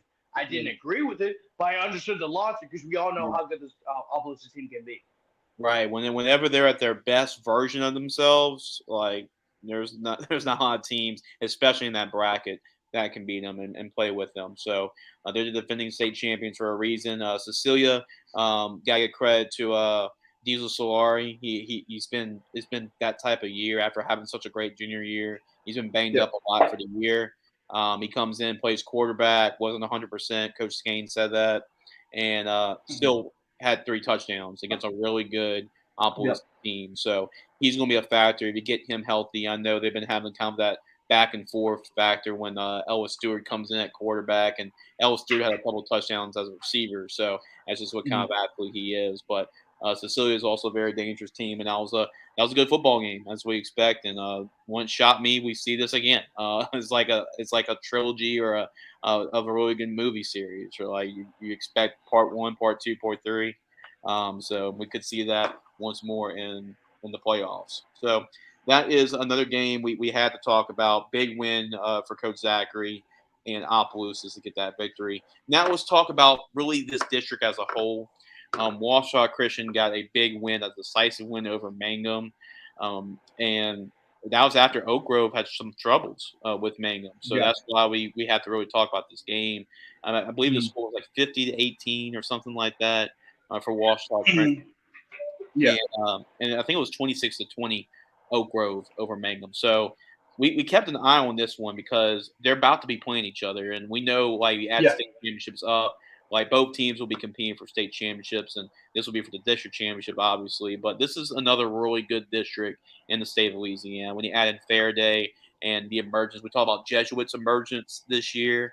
Faraday's had that type of emergence this year as well, after a struggling 1 or 2 years for them, for their program. But this district's going to be interesting to follow, and comparing both those games, like, that was a statement for Wausau Christian, really, for Oak Grove, if you think about it. So that's going to be a big game moving forward between both these 2 teams, as it usually is with a lot of them. Right, and that was Wausau Christian's first test, and if you actually look at the power ratings, I believe they're 8. Yes, is that right?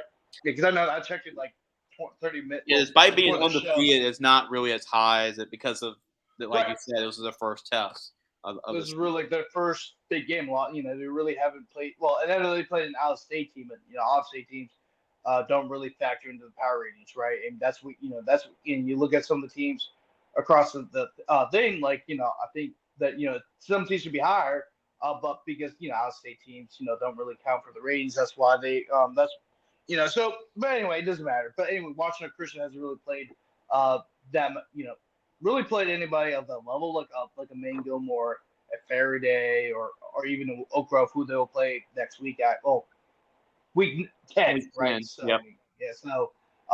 so it's gonna be a very interesting road for Wausau Christian, especially but they've showed that they can win, get some really good teams. Well, they've won state championships in basketball. They've obviously won big games. Obviously, I was going to make a really dumb statement because it was so obvious. But Wausau Christian, the fact that they won in the fashion that they did against a Mangum team, that's very good. A Mangum team that nearly beat an Oak Grove team, who we both know is very good, right? They won the state championship last year in Division III. Look, I believe they were the back-to-back defending state champions, maybe? No, they weren't. But you get what I say. They won like 3 out of the last 4. Or 4 of the last 5 or something like that. So, Wausau Christian has shown that, I think I remember when I released an article about Wausau Christian for Custody Sports, and Coach Shiver, James Shiver of St. Ed's, he commented that, Wausau Christian doesn't rebuild, they just reload. Right, they had to replace a lot of really good players, and like a lot of people were saying, that was probably the best Wausau Christian team ever. But unfortunately, lost in the semifinals, so that's probably the greatest Wausau Christian team to never win. I'm not sure. I'm not really into the Wausau Christian lore, but but that's what we're hearing was that was one of the more talented teams that they had, and they ended up not finishing the job because they're because they blew like a 2 or 3 touchdown lead to something like that. Dylan Day had a pick Yeah. six in Miami commit, and that was the eventual Yeah, and that state champs. and they should have ran the ball, right? And then, that's one of those things where, like, you see a good team like Washington Christian, do something dumb like that where they're throwing the ball down the field, which why would you do that when you had the lead very late in the game? But, it is what it is. The past is the past. But, they learned from it, and, now they're out to another hot start. I think they can make another run for a state title. This could be rough because Division 4 select's very good. And you've seen that. They're undefeated, and they're the 8th seeded team in the power ratings. But these next couple of weeks, if they get another big win over Faraday, and then another win over Oak Grove, they're going to find themselves as a top 4 seed, so they're going to go up. So, Washington Christian has shown once again that they're very good. Luke Vidron is one of the better quarterbacks in the state. Macon Leonard is another really good running back as well. He's a very fast player as well. He's on their track team as well. So there's a lot of good players on this Washington Christian team. However, it's still, obviously they had to replace a lot of players, like I said, but Coach Fitzhugh's done a great job of getting these guys ready to play, and they stepped up big time, and they're going to have to step up big time for the next 2 weeks, and then also as well the playoffs, and that's where they thrive. Oh yeah, a lot of these teams. They both won a lot of state championships, and they're going to be in playoff mode on that last regular season week of the season. A lot of state championships to combine those two programs against each other. Now, let's talk about Bunkie a little bit because just for a second, because that was a big win for Gina, and that was the game they lost to last year. That prevented them from winning district and having an undefeated regular season. And one of their biggest goals, we met with Coach Hillman and Bunkie at the beginning of the season, and they had this game circled, like Gina circled for this year to win that game, and with a special group of seniors. With Dylan Compton, Kyle Johnson, this was a must-win really for them, and they shut out Gina. 41-0. So, real briefly, your thoughts on Bunkie and what kind of run they can go on. First, before I get into the game, first I want to mention that the small schools really carried the load last weekend, and they got a whole lot of exposure. Just because once we start district play, of course some of the bigger schools may be playing against some of the weaker big schools. But luckily the small schools had some marquee matchups, and I know they don't get a whole lot of love. Just because they're seen as smaller schools, but it doesn't matter. Good football is good football, and so we got a lot of good ones, including Bunkie and Gina. Bunkie beat the brakes off of Gina, and this is a Gina team that beat Bunkie last year. So Bunkie wanted to make sure that nothing was left on the table, and they beat the brakes off the Gina Giant team. I know Gina, it's maybe not the same Gina team as we saw the year before, where they were undefeated throughout the regular season before they eventually lost to Union Parish in the semifinals. But Bunkie beat a really good Gina team. Bunkie's undefeated. I expect them to finish the regular season undefeated, and they'll be a very dangerous team in an always loaded Division III select bracket. Yeah, that Sinaloa area, it's been really good this year. We talk about Ash and Bunkie. There's some good football this year up in Sinaloa. So that's another team that's really carrying the flag right now for that area. Another team, just because we haven't really talked about them as much, but they're actually really high up there in Division II non-select, and it's Jennings. I know this isn't one of Louis Cook's best teams at Notre Dame, but it's still Louis Cook and it's still Notre Dame. It's kind of what we talk about. It's still JT Curtis. It's still John Curtis. So they did a win over Notre Dame. This is a big win for Jennings, and they haven't lost a game since the first game of the season. I believe Iowa beat them first game of the season, and Iowa's a really good football team too. So really in that Lake Charles area, Iowa, Iota, Jennings, those are teams not to be slept on, and they've proven that this year. Yeah, of course, Jennings. Of course, we have to mention Jennings. You have to mention Ray Giantino. Yeah, I know he's playing your guys' Gridiron Football American game. He's one that more underrated running backs in the state, which is the state that's full of them for the class of 2025. And he's one of the ones that kind of fallen under the what's it called, the word of the cracks, the cracks a little bit. Yes, because just because there's so many really good running backs in the Yeah. state this year, man, for the class of 2020 classes. Some guys may be forgotten. I mean, you got to think about this. Nate Shepard is considered a diamond in the rough It's crazy. in terms of Yeah. at his position, which is crazy considering what he's done the last 2 years for that Mandible football team. And he's got a lot of Division One offers as well, but maybe not Even a whole Xavier lot. Ford's got Bigger 100 schools, touchdowns in his career. Like, yeah, even him. exactly. Right, exactly. So I mean, but he's one of the ones that kind of fallen under the cracks. But Jennings is a very good team. They've always a team that is poised to make a run to the dome. I believe the last time they made it to the dome was 2016, 2017. Yeah, when it was that Travis against St. James, against Robert Valdez, and they had a Cinderella run.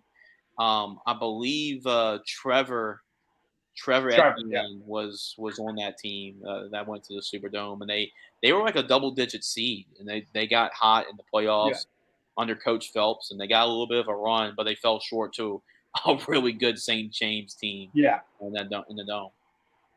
Yeah. So I mean, Jennings. Yeah. Once again, Jennings is a team. No matter what seed they are a dangerous team come playoff time. But this year they are going to be. I mean, I'm not sure I'm not sure if you have the power range loaded up.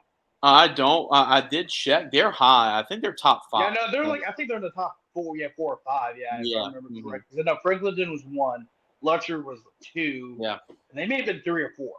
Yeah, they're up there. They're up there. Yeah, I mean, I'm gonna look it up for sure. But yeah, Jennings. Like I said, people think highly of Jennings. The power ratings think highly of Jennings. Jennings is gonna be 3. 3. Okay, yeah, so they're 3. So yeah, I mean, they've been playing some really good football. We have a special running back like Rajon Zeno. They're going to be a really good team, especially from the area, which is always going to have a lot of really good football teams from that. And some of the smaller schools in Lake Charles and Lafayette have always been have some really good football, and Jennings is no different. So I'm really excited to see what this Jennings team does forward, especially come playoff time, because Division II non-select, that's and I think we talked about this before, Jason. That's probably going to be the most unpredictable bracket of all of them. Not because it has nothing to do with. Because this actually it's not a weak division at all. This is evenly matched. There's no separation. Yeah. No separation between all the teams. There's a lot of really good teams. Right.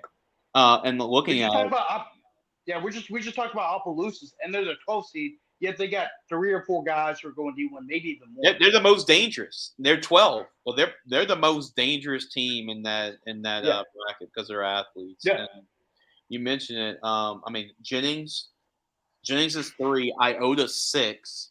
Iowa's 8. So those are like all in around that area that are in the top 10. Yeah. I mean, you look down maybe at 14. I mean, I'm looking at it right now. There's like 15 teams that can make a run in that. Yeah. So, and Jennings is having a great year, and they're going to certainly be one of those teams. The team that another game we're going to talk about briefly, Jules Sumner and Pine. They've been tough, man. They got a team to commit to on the offensive line, and Rowley Steele's done a great job with that football program. And they played a Jules Summer team that we've covered and talked about a whole lot. And Jules Summer was able to find a way to win that game, 13-6 over Pine. So your thoughts about the Cowboys? Because really, I mean, it's going to be fun when Amy and Jules Summer play each other for another district championship. Yeah, so I mean, of course, there's the 2 teams that are kind of high on Pine. It was a 13-6 ball game, so I mean, it was a very tight ball game. I expected that to happen because it was 2 very physical football teams, both pretty big football teams as well, in the trenches, but then also at the skill positions. But a huge win for Jules Sumner to pick up this win, and it would make their last game, which is on senior night against Amy, the district title game. Of course, if Sumner wins next week, Sumner has to win next week for that to happen. Of course, I mean it's a game they're going to win. I think it's against I had the schedule earlier, but I think it was like Springfield or something like that. Some team that they should beat. Yeah. Right. But of course, that game's going to set up a district title game. As a game I'm looking forward to the last weekend. I might be going to that game. Haven't decided what game I want to go to, but that is a game that I might go to. You got. Of course, Amy is very good. Amy's on a little bit of a winning streak as well. They got a lot of talent. And, Sumner beat them last year. Then so Sumner beat them last year in the regular season, and then Then they lose them in the playoffs.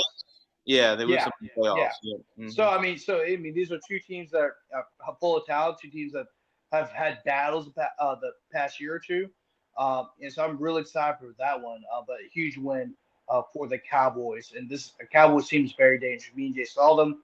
I know they lost against Franklinton, but they're up 27-13 against Franklinton. Yeah, they're And Franklinton's the number one team in that Division Division II non-select.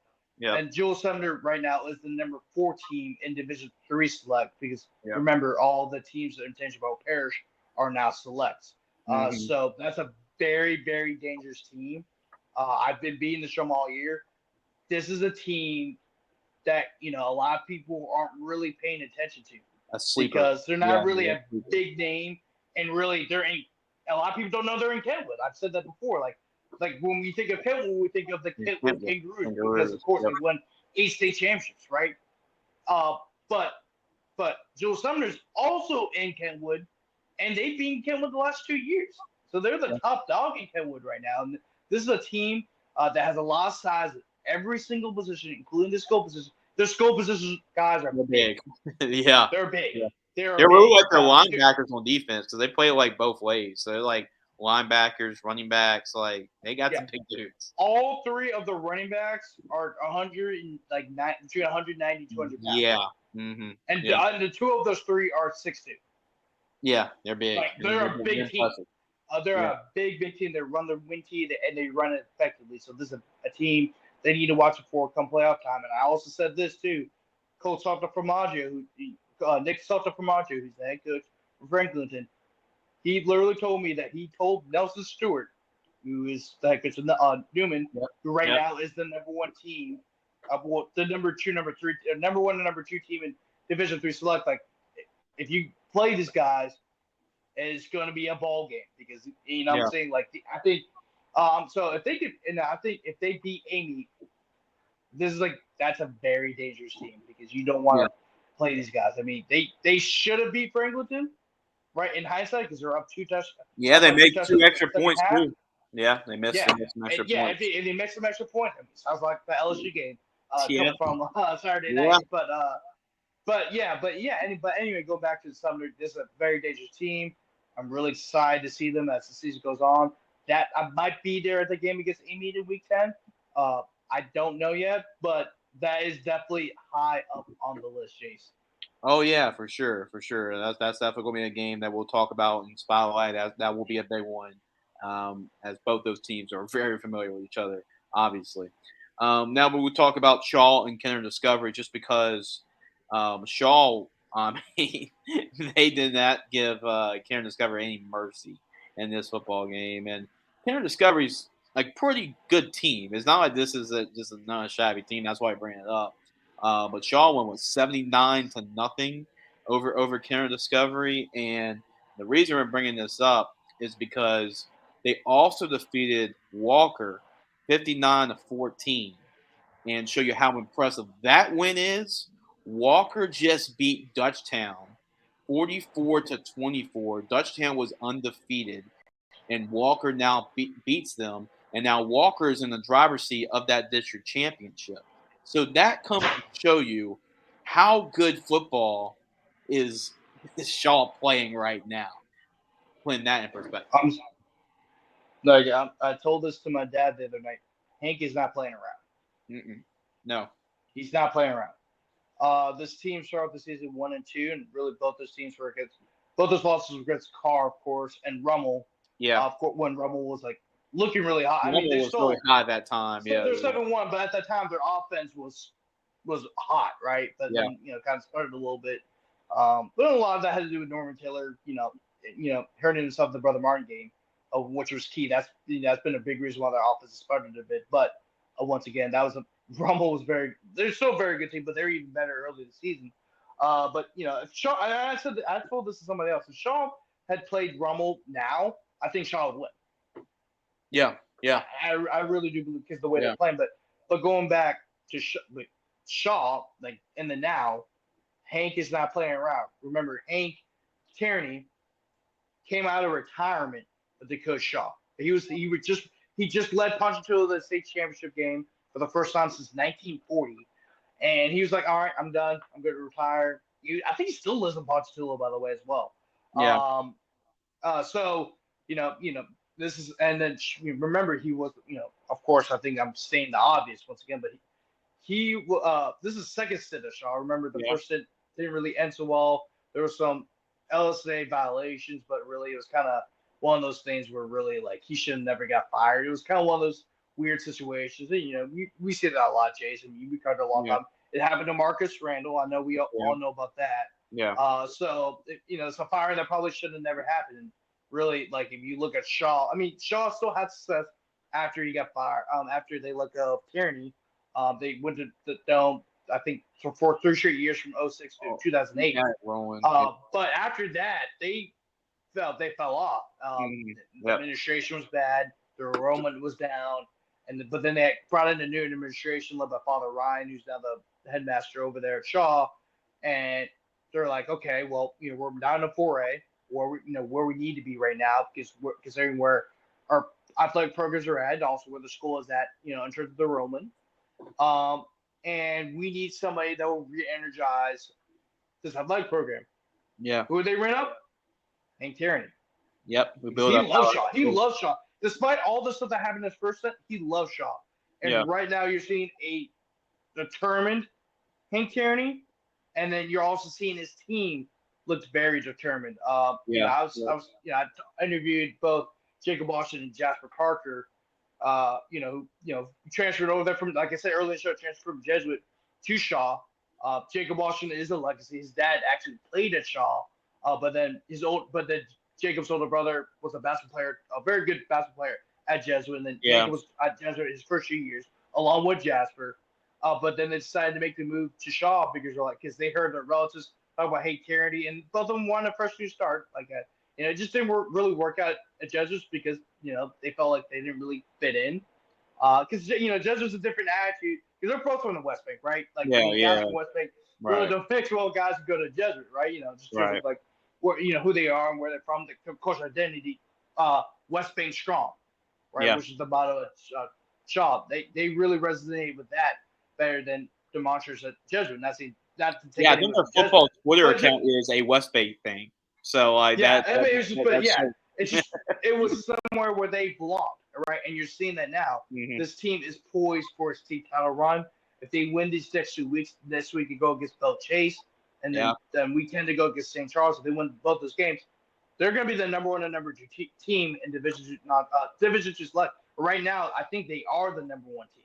Yeah. Because of the teams they play. Remember, they also play, as much of those 2 losses left to Carr and Rummel, those 2 losses look a lot better now because Carr is probably going to finish the regular season undefeated, and Rummel will probably finish the second-place team in the Catholic League. And then also along with the team, Walker picked up a huge win over Dusha. That really helped them with their standings, right? So, Shaw's a very dangerous team. I expect them to go to the Dome.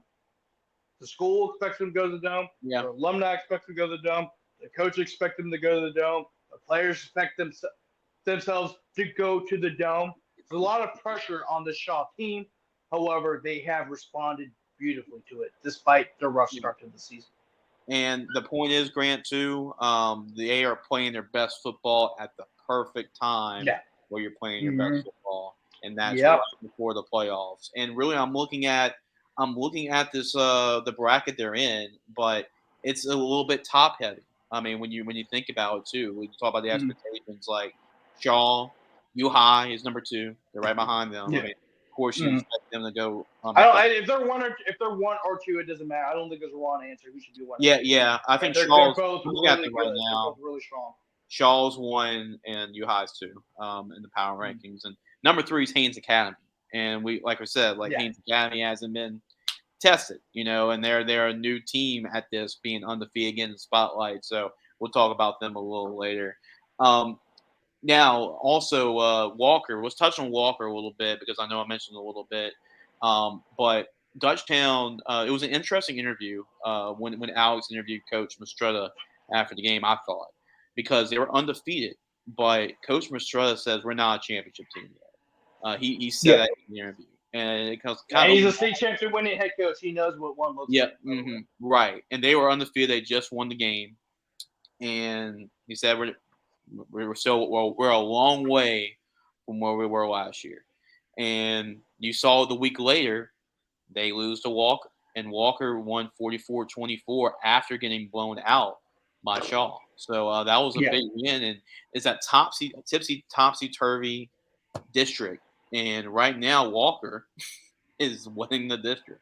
So it shows you how these teams really beat each other up. And right now the Wildcats are in control of that district.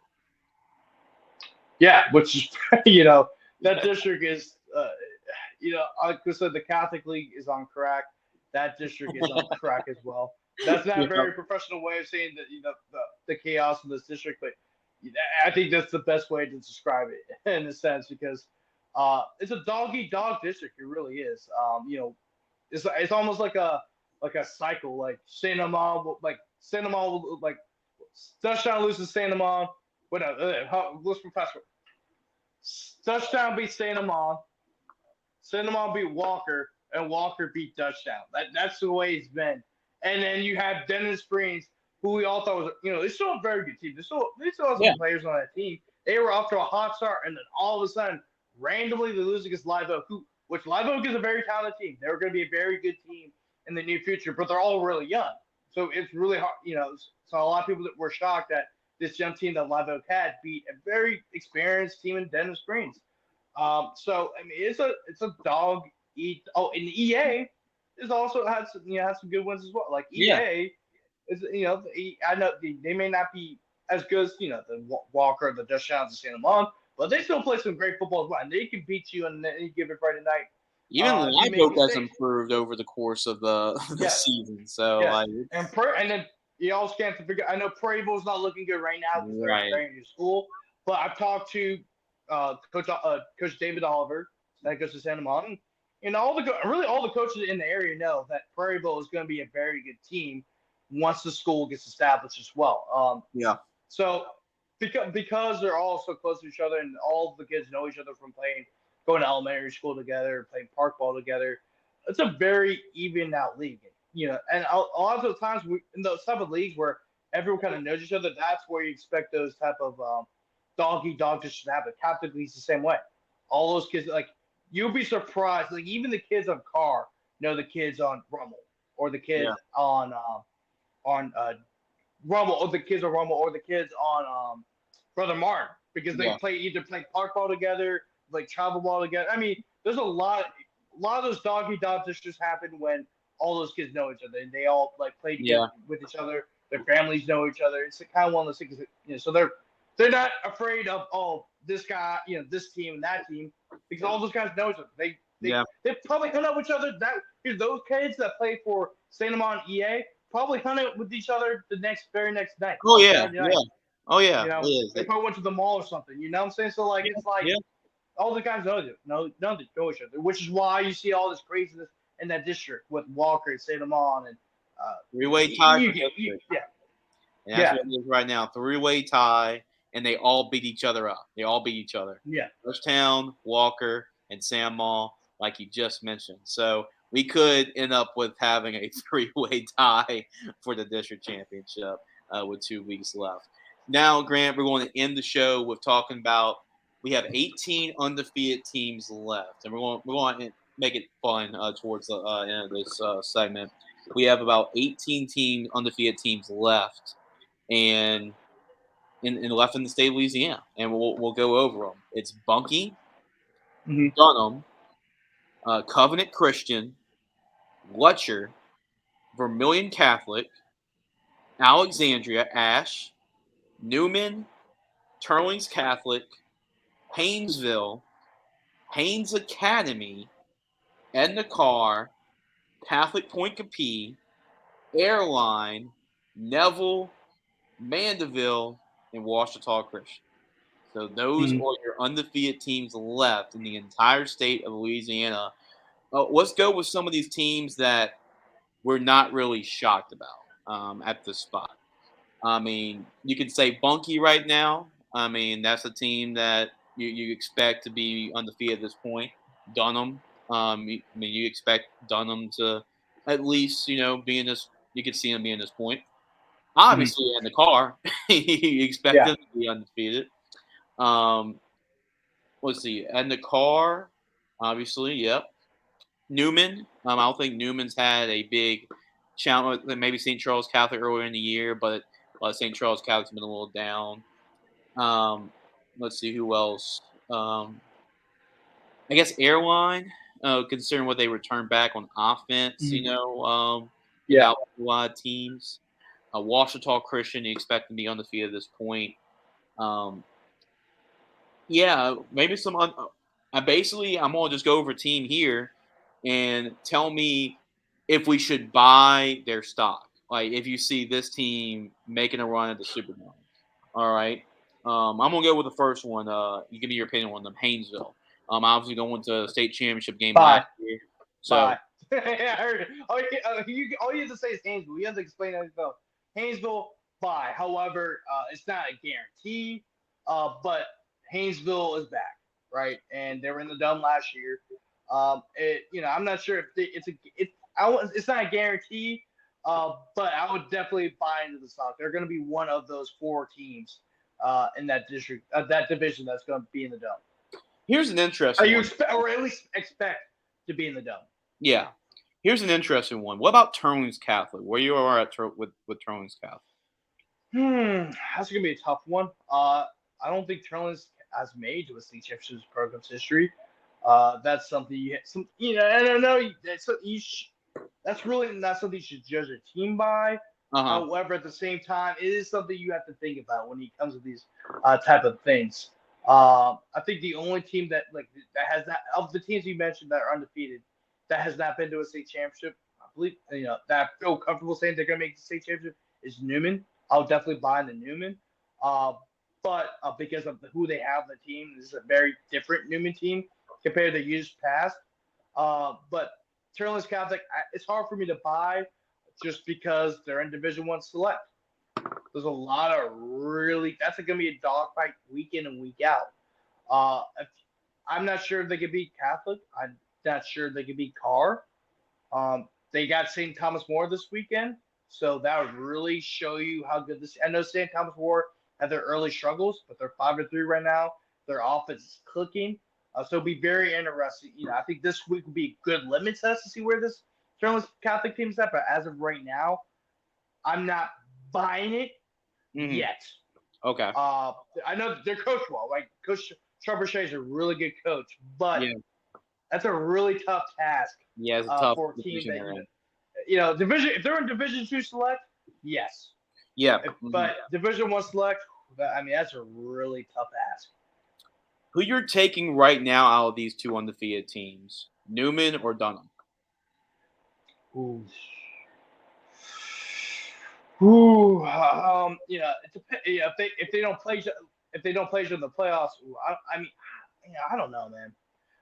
I think they match up evenly. That's a tough. As of right now, right? Right. As of right, but I'll say this in terms of experience, though. I think I have to be Newman in this case. Yeah. Eli Friend he's a senior quarterback. I believe he's committed to Princeton, and he's committed to one of the Ivy League schools. But there's a lot of D1 talent on that team. Of course, Brett Bordelon's committed to LSU. Eli Friend, of course, I just mentioned, is committed to Princeton. They have a couple other guys I think are going to be playing for the Ivy League schools. But they also have a really big offensive line. And one of the reasons I said this is a very different Newman team because, there's still, typical Newman. There's still going to be a finesse team, but they have a lot more strength. They have a lot more. They have a lot of athleticism. They have a lot of physicality, and that's because if you look at their offensive line, 4 out of their 5 stars are 6'2" and 250 and over. Yeah. That's not something you see typically on the Newman team. And especially against the Dunham team that is smaller on the front 7, you're gonna have to pick Newman, and they have a really good running back in Jake Randall. So as well, if I was a betting man, I'll pick Newman. Although I do see these teams, if Dunham is 1 and Newman is 2, they're my favorites to go to the Dome. I think this is the year that Newman finally gets to the dome for the first time in school's history, which is really shocking given the players that they've developed. I mean, of course, we got to talk about the Mannings, and then of course Odell Beckham Jr. and a couple other players as well. They've been very successful in every single sport they've ever put on the field or court or whatever. But football has been the sport they have been very good at, but never gotten to the state championship game. I think this year changes everything. How are these Division 4? And I agree with you, Grant. I mean, I'm rolling with Newman. But it should be a really good football game if they meet up.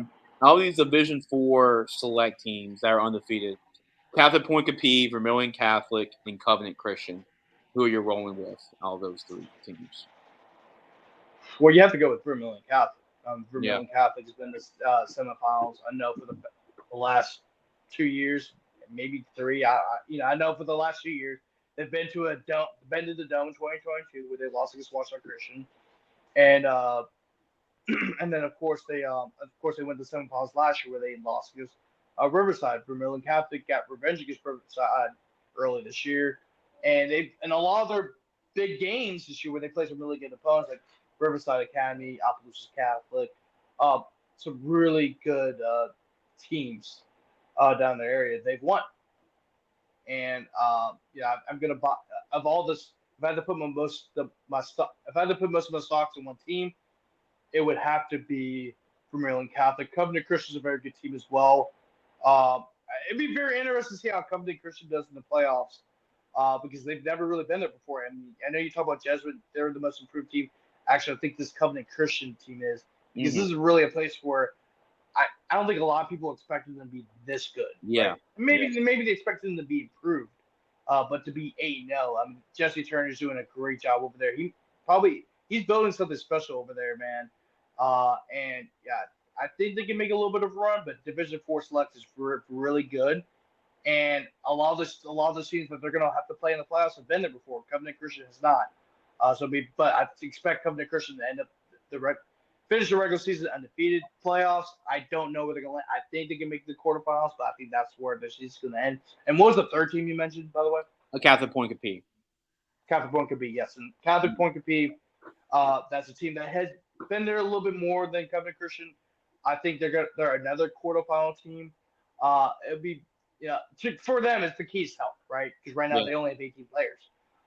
And at full strength, they have 27. So, if Catholic Point Capee can stay healthy, I think that would be key for them. However, let's say they got back 6 of the players, there's only 24 players on the team.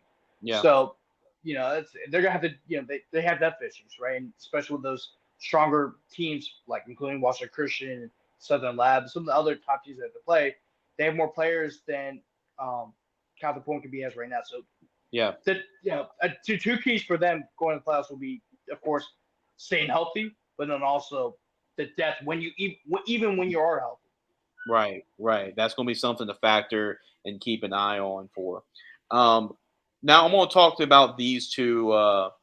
Ask you a question about these teams, and they're not in the same bracket. But who do you think will make a deeper run in their respective bracket, Bunkie or Lutcher? Lutcher. Yeah. I think Lutcher. Bunkie. I think Bunkie will make a deep. I think they both make a deep run. But if I had to bet money on the team that's going to go to the dome, it'd be Lutcher.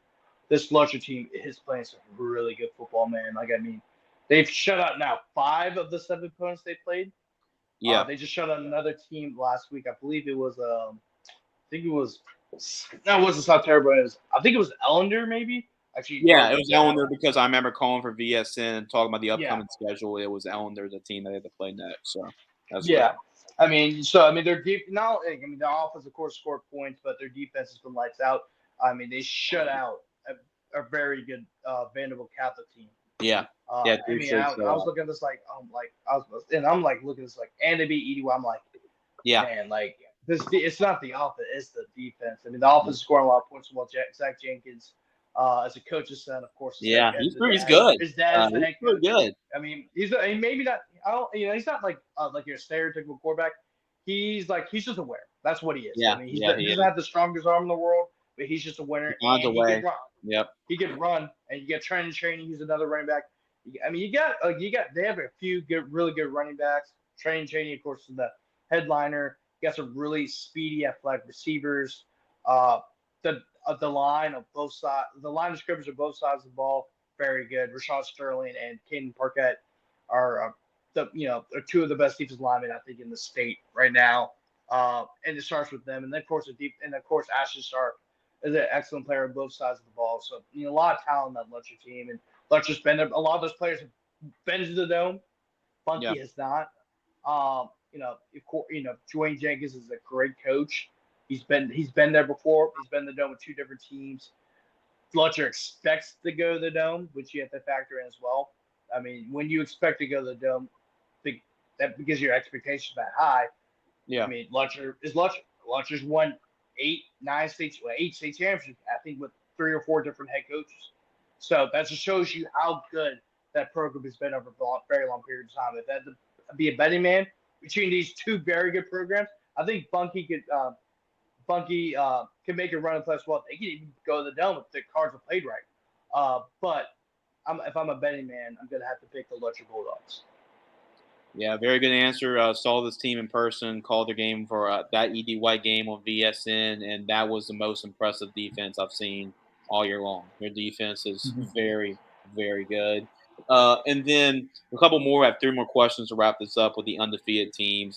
Pretty good. I think a pretty good challenge for Grant to give his thoughts on some of these teams.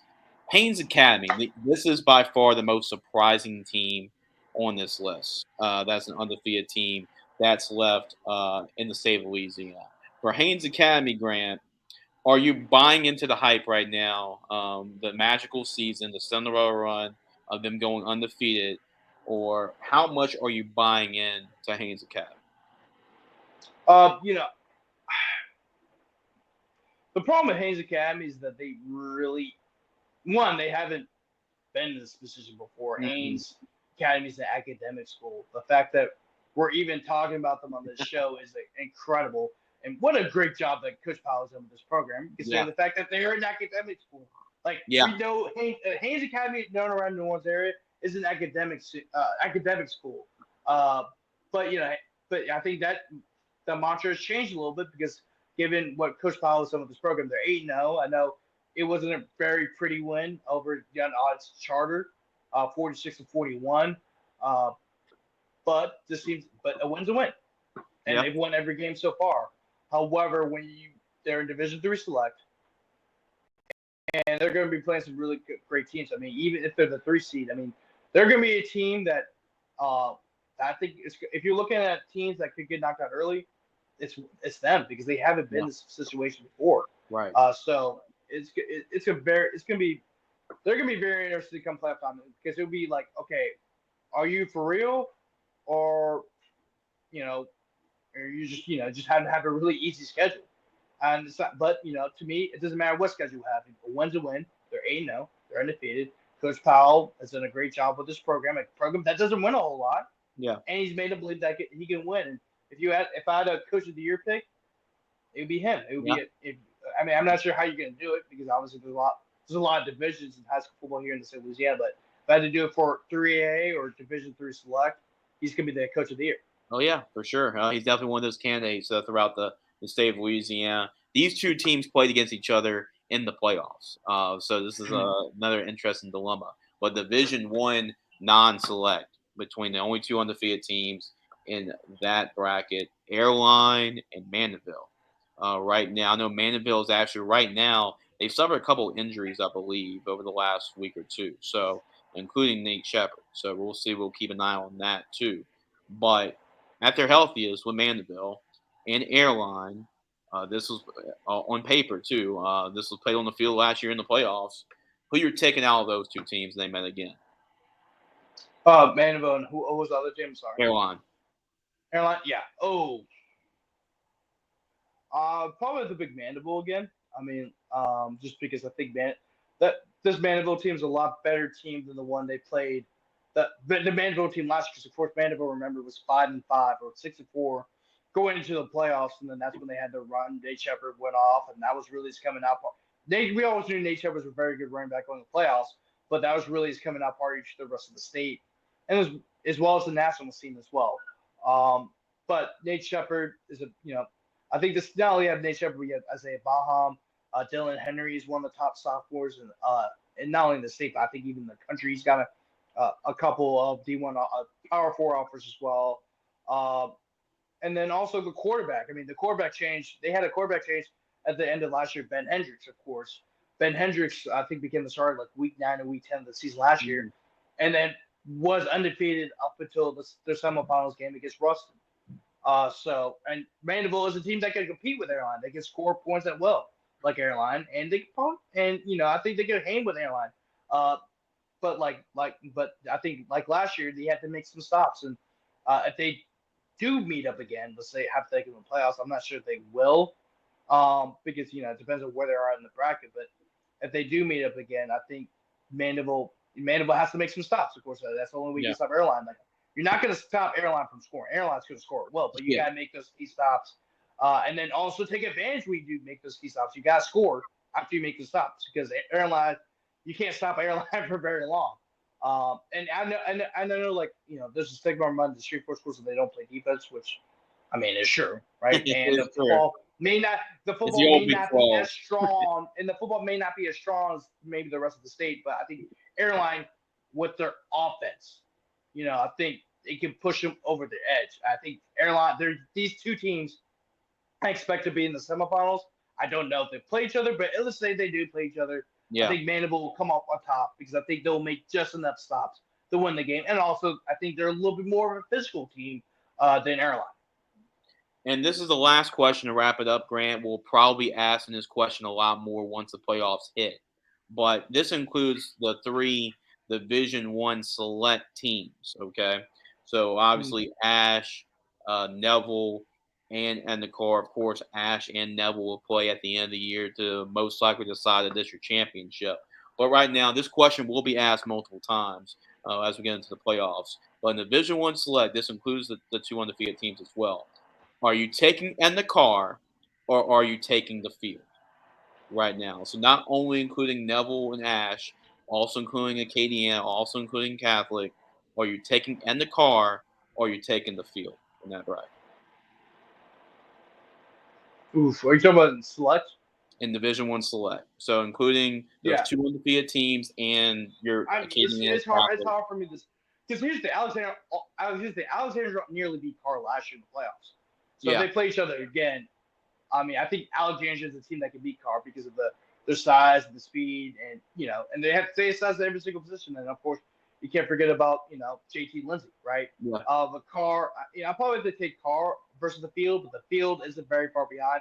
You can't factor out Catholic, and to be honest with you, I think it's Carr, Catholic, and Alexandria, and then maybe the rest of the field. But the field is not very far. It's not very much far behind those 3 teams. It's, like I said, there's a lot of parity. Carr's a very good team. Alexandria's a very good team. Catholic, Acadiana. There's a lot of really good teams in Division I select. So I don't like these type of questions because it's like, oh, this team versus the field is like they're all even, right? Yeah. I think there's a lot of parity right there. There's a lot of very talented teams. Also, the matches matter. Some teams may not match up very well against other teams. And we've seen that in playoffs, right? You can't go off the higher seed. You have to go how these teams match up against one another. You got to factor in travel as well. There's a lot of things you got to factor in if you're going to determine, okay, where do you think this team will go far. But even those things don't really determine those because it's the playoffs. Okay? It's football. It's a sport. Yep. Anything can happen. But Carr is Carr. Yeah. And I expect them to be in the dome along with Catholic and maybe one other team. If they don't, if there are 2 sample sides of the bracket, I think it's going to be Carr and Catholic because they've been there before. They've done it. Your usual suspect. Do it again. Yeah. Yep. Right. And Acadiana did beat Carr last year to get to the Superdome as well. So there's a lot of teams that can definitely dethrone and the Carr. But Grant, thanks for joining Ball in the Boot. I think that was a pretty fun way to end the segment as well. Get your thoughts on some of these undefeated teams. Only 18 undefeated teams left, Grant. I guess last question: how many you think we'll end up with at the end of the regular season? Maybe 10. I don't know. All I know is I do have to go soon. My mom just landed from the airport, so I'm gonna let you be. But I'll say this one last thing though. 6 of those 18 teams are in the New Orleans area. That's 33% of the teams in Yep. Louisiana. So once again, New Orleans is the best place to play football, and you can't change my mind. I got you, Grant. Well, good job, by the way, man. And we'll catch up on Friday nights in the Bayou, and we'll catch up obviously on Ball in the Boot as well. But we'll catch y'all next week. Yeah, no problem. Thanks for having me on again.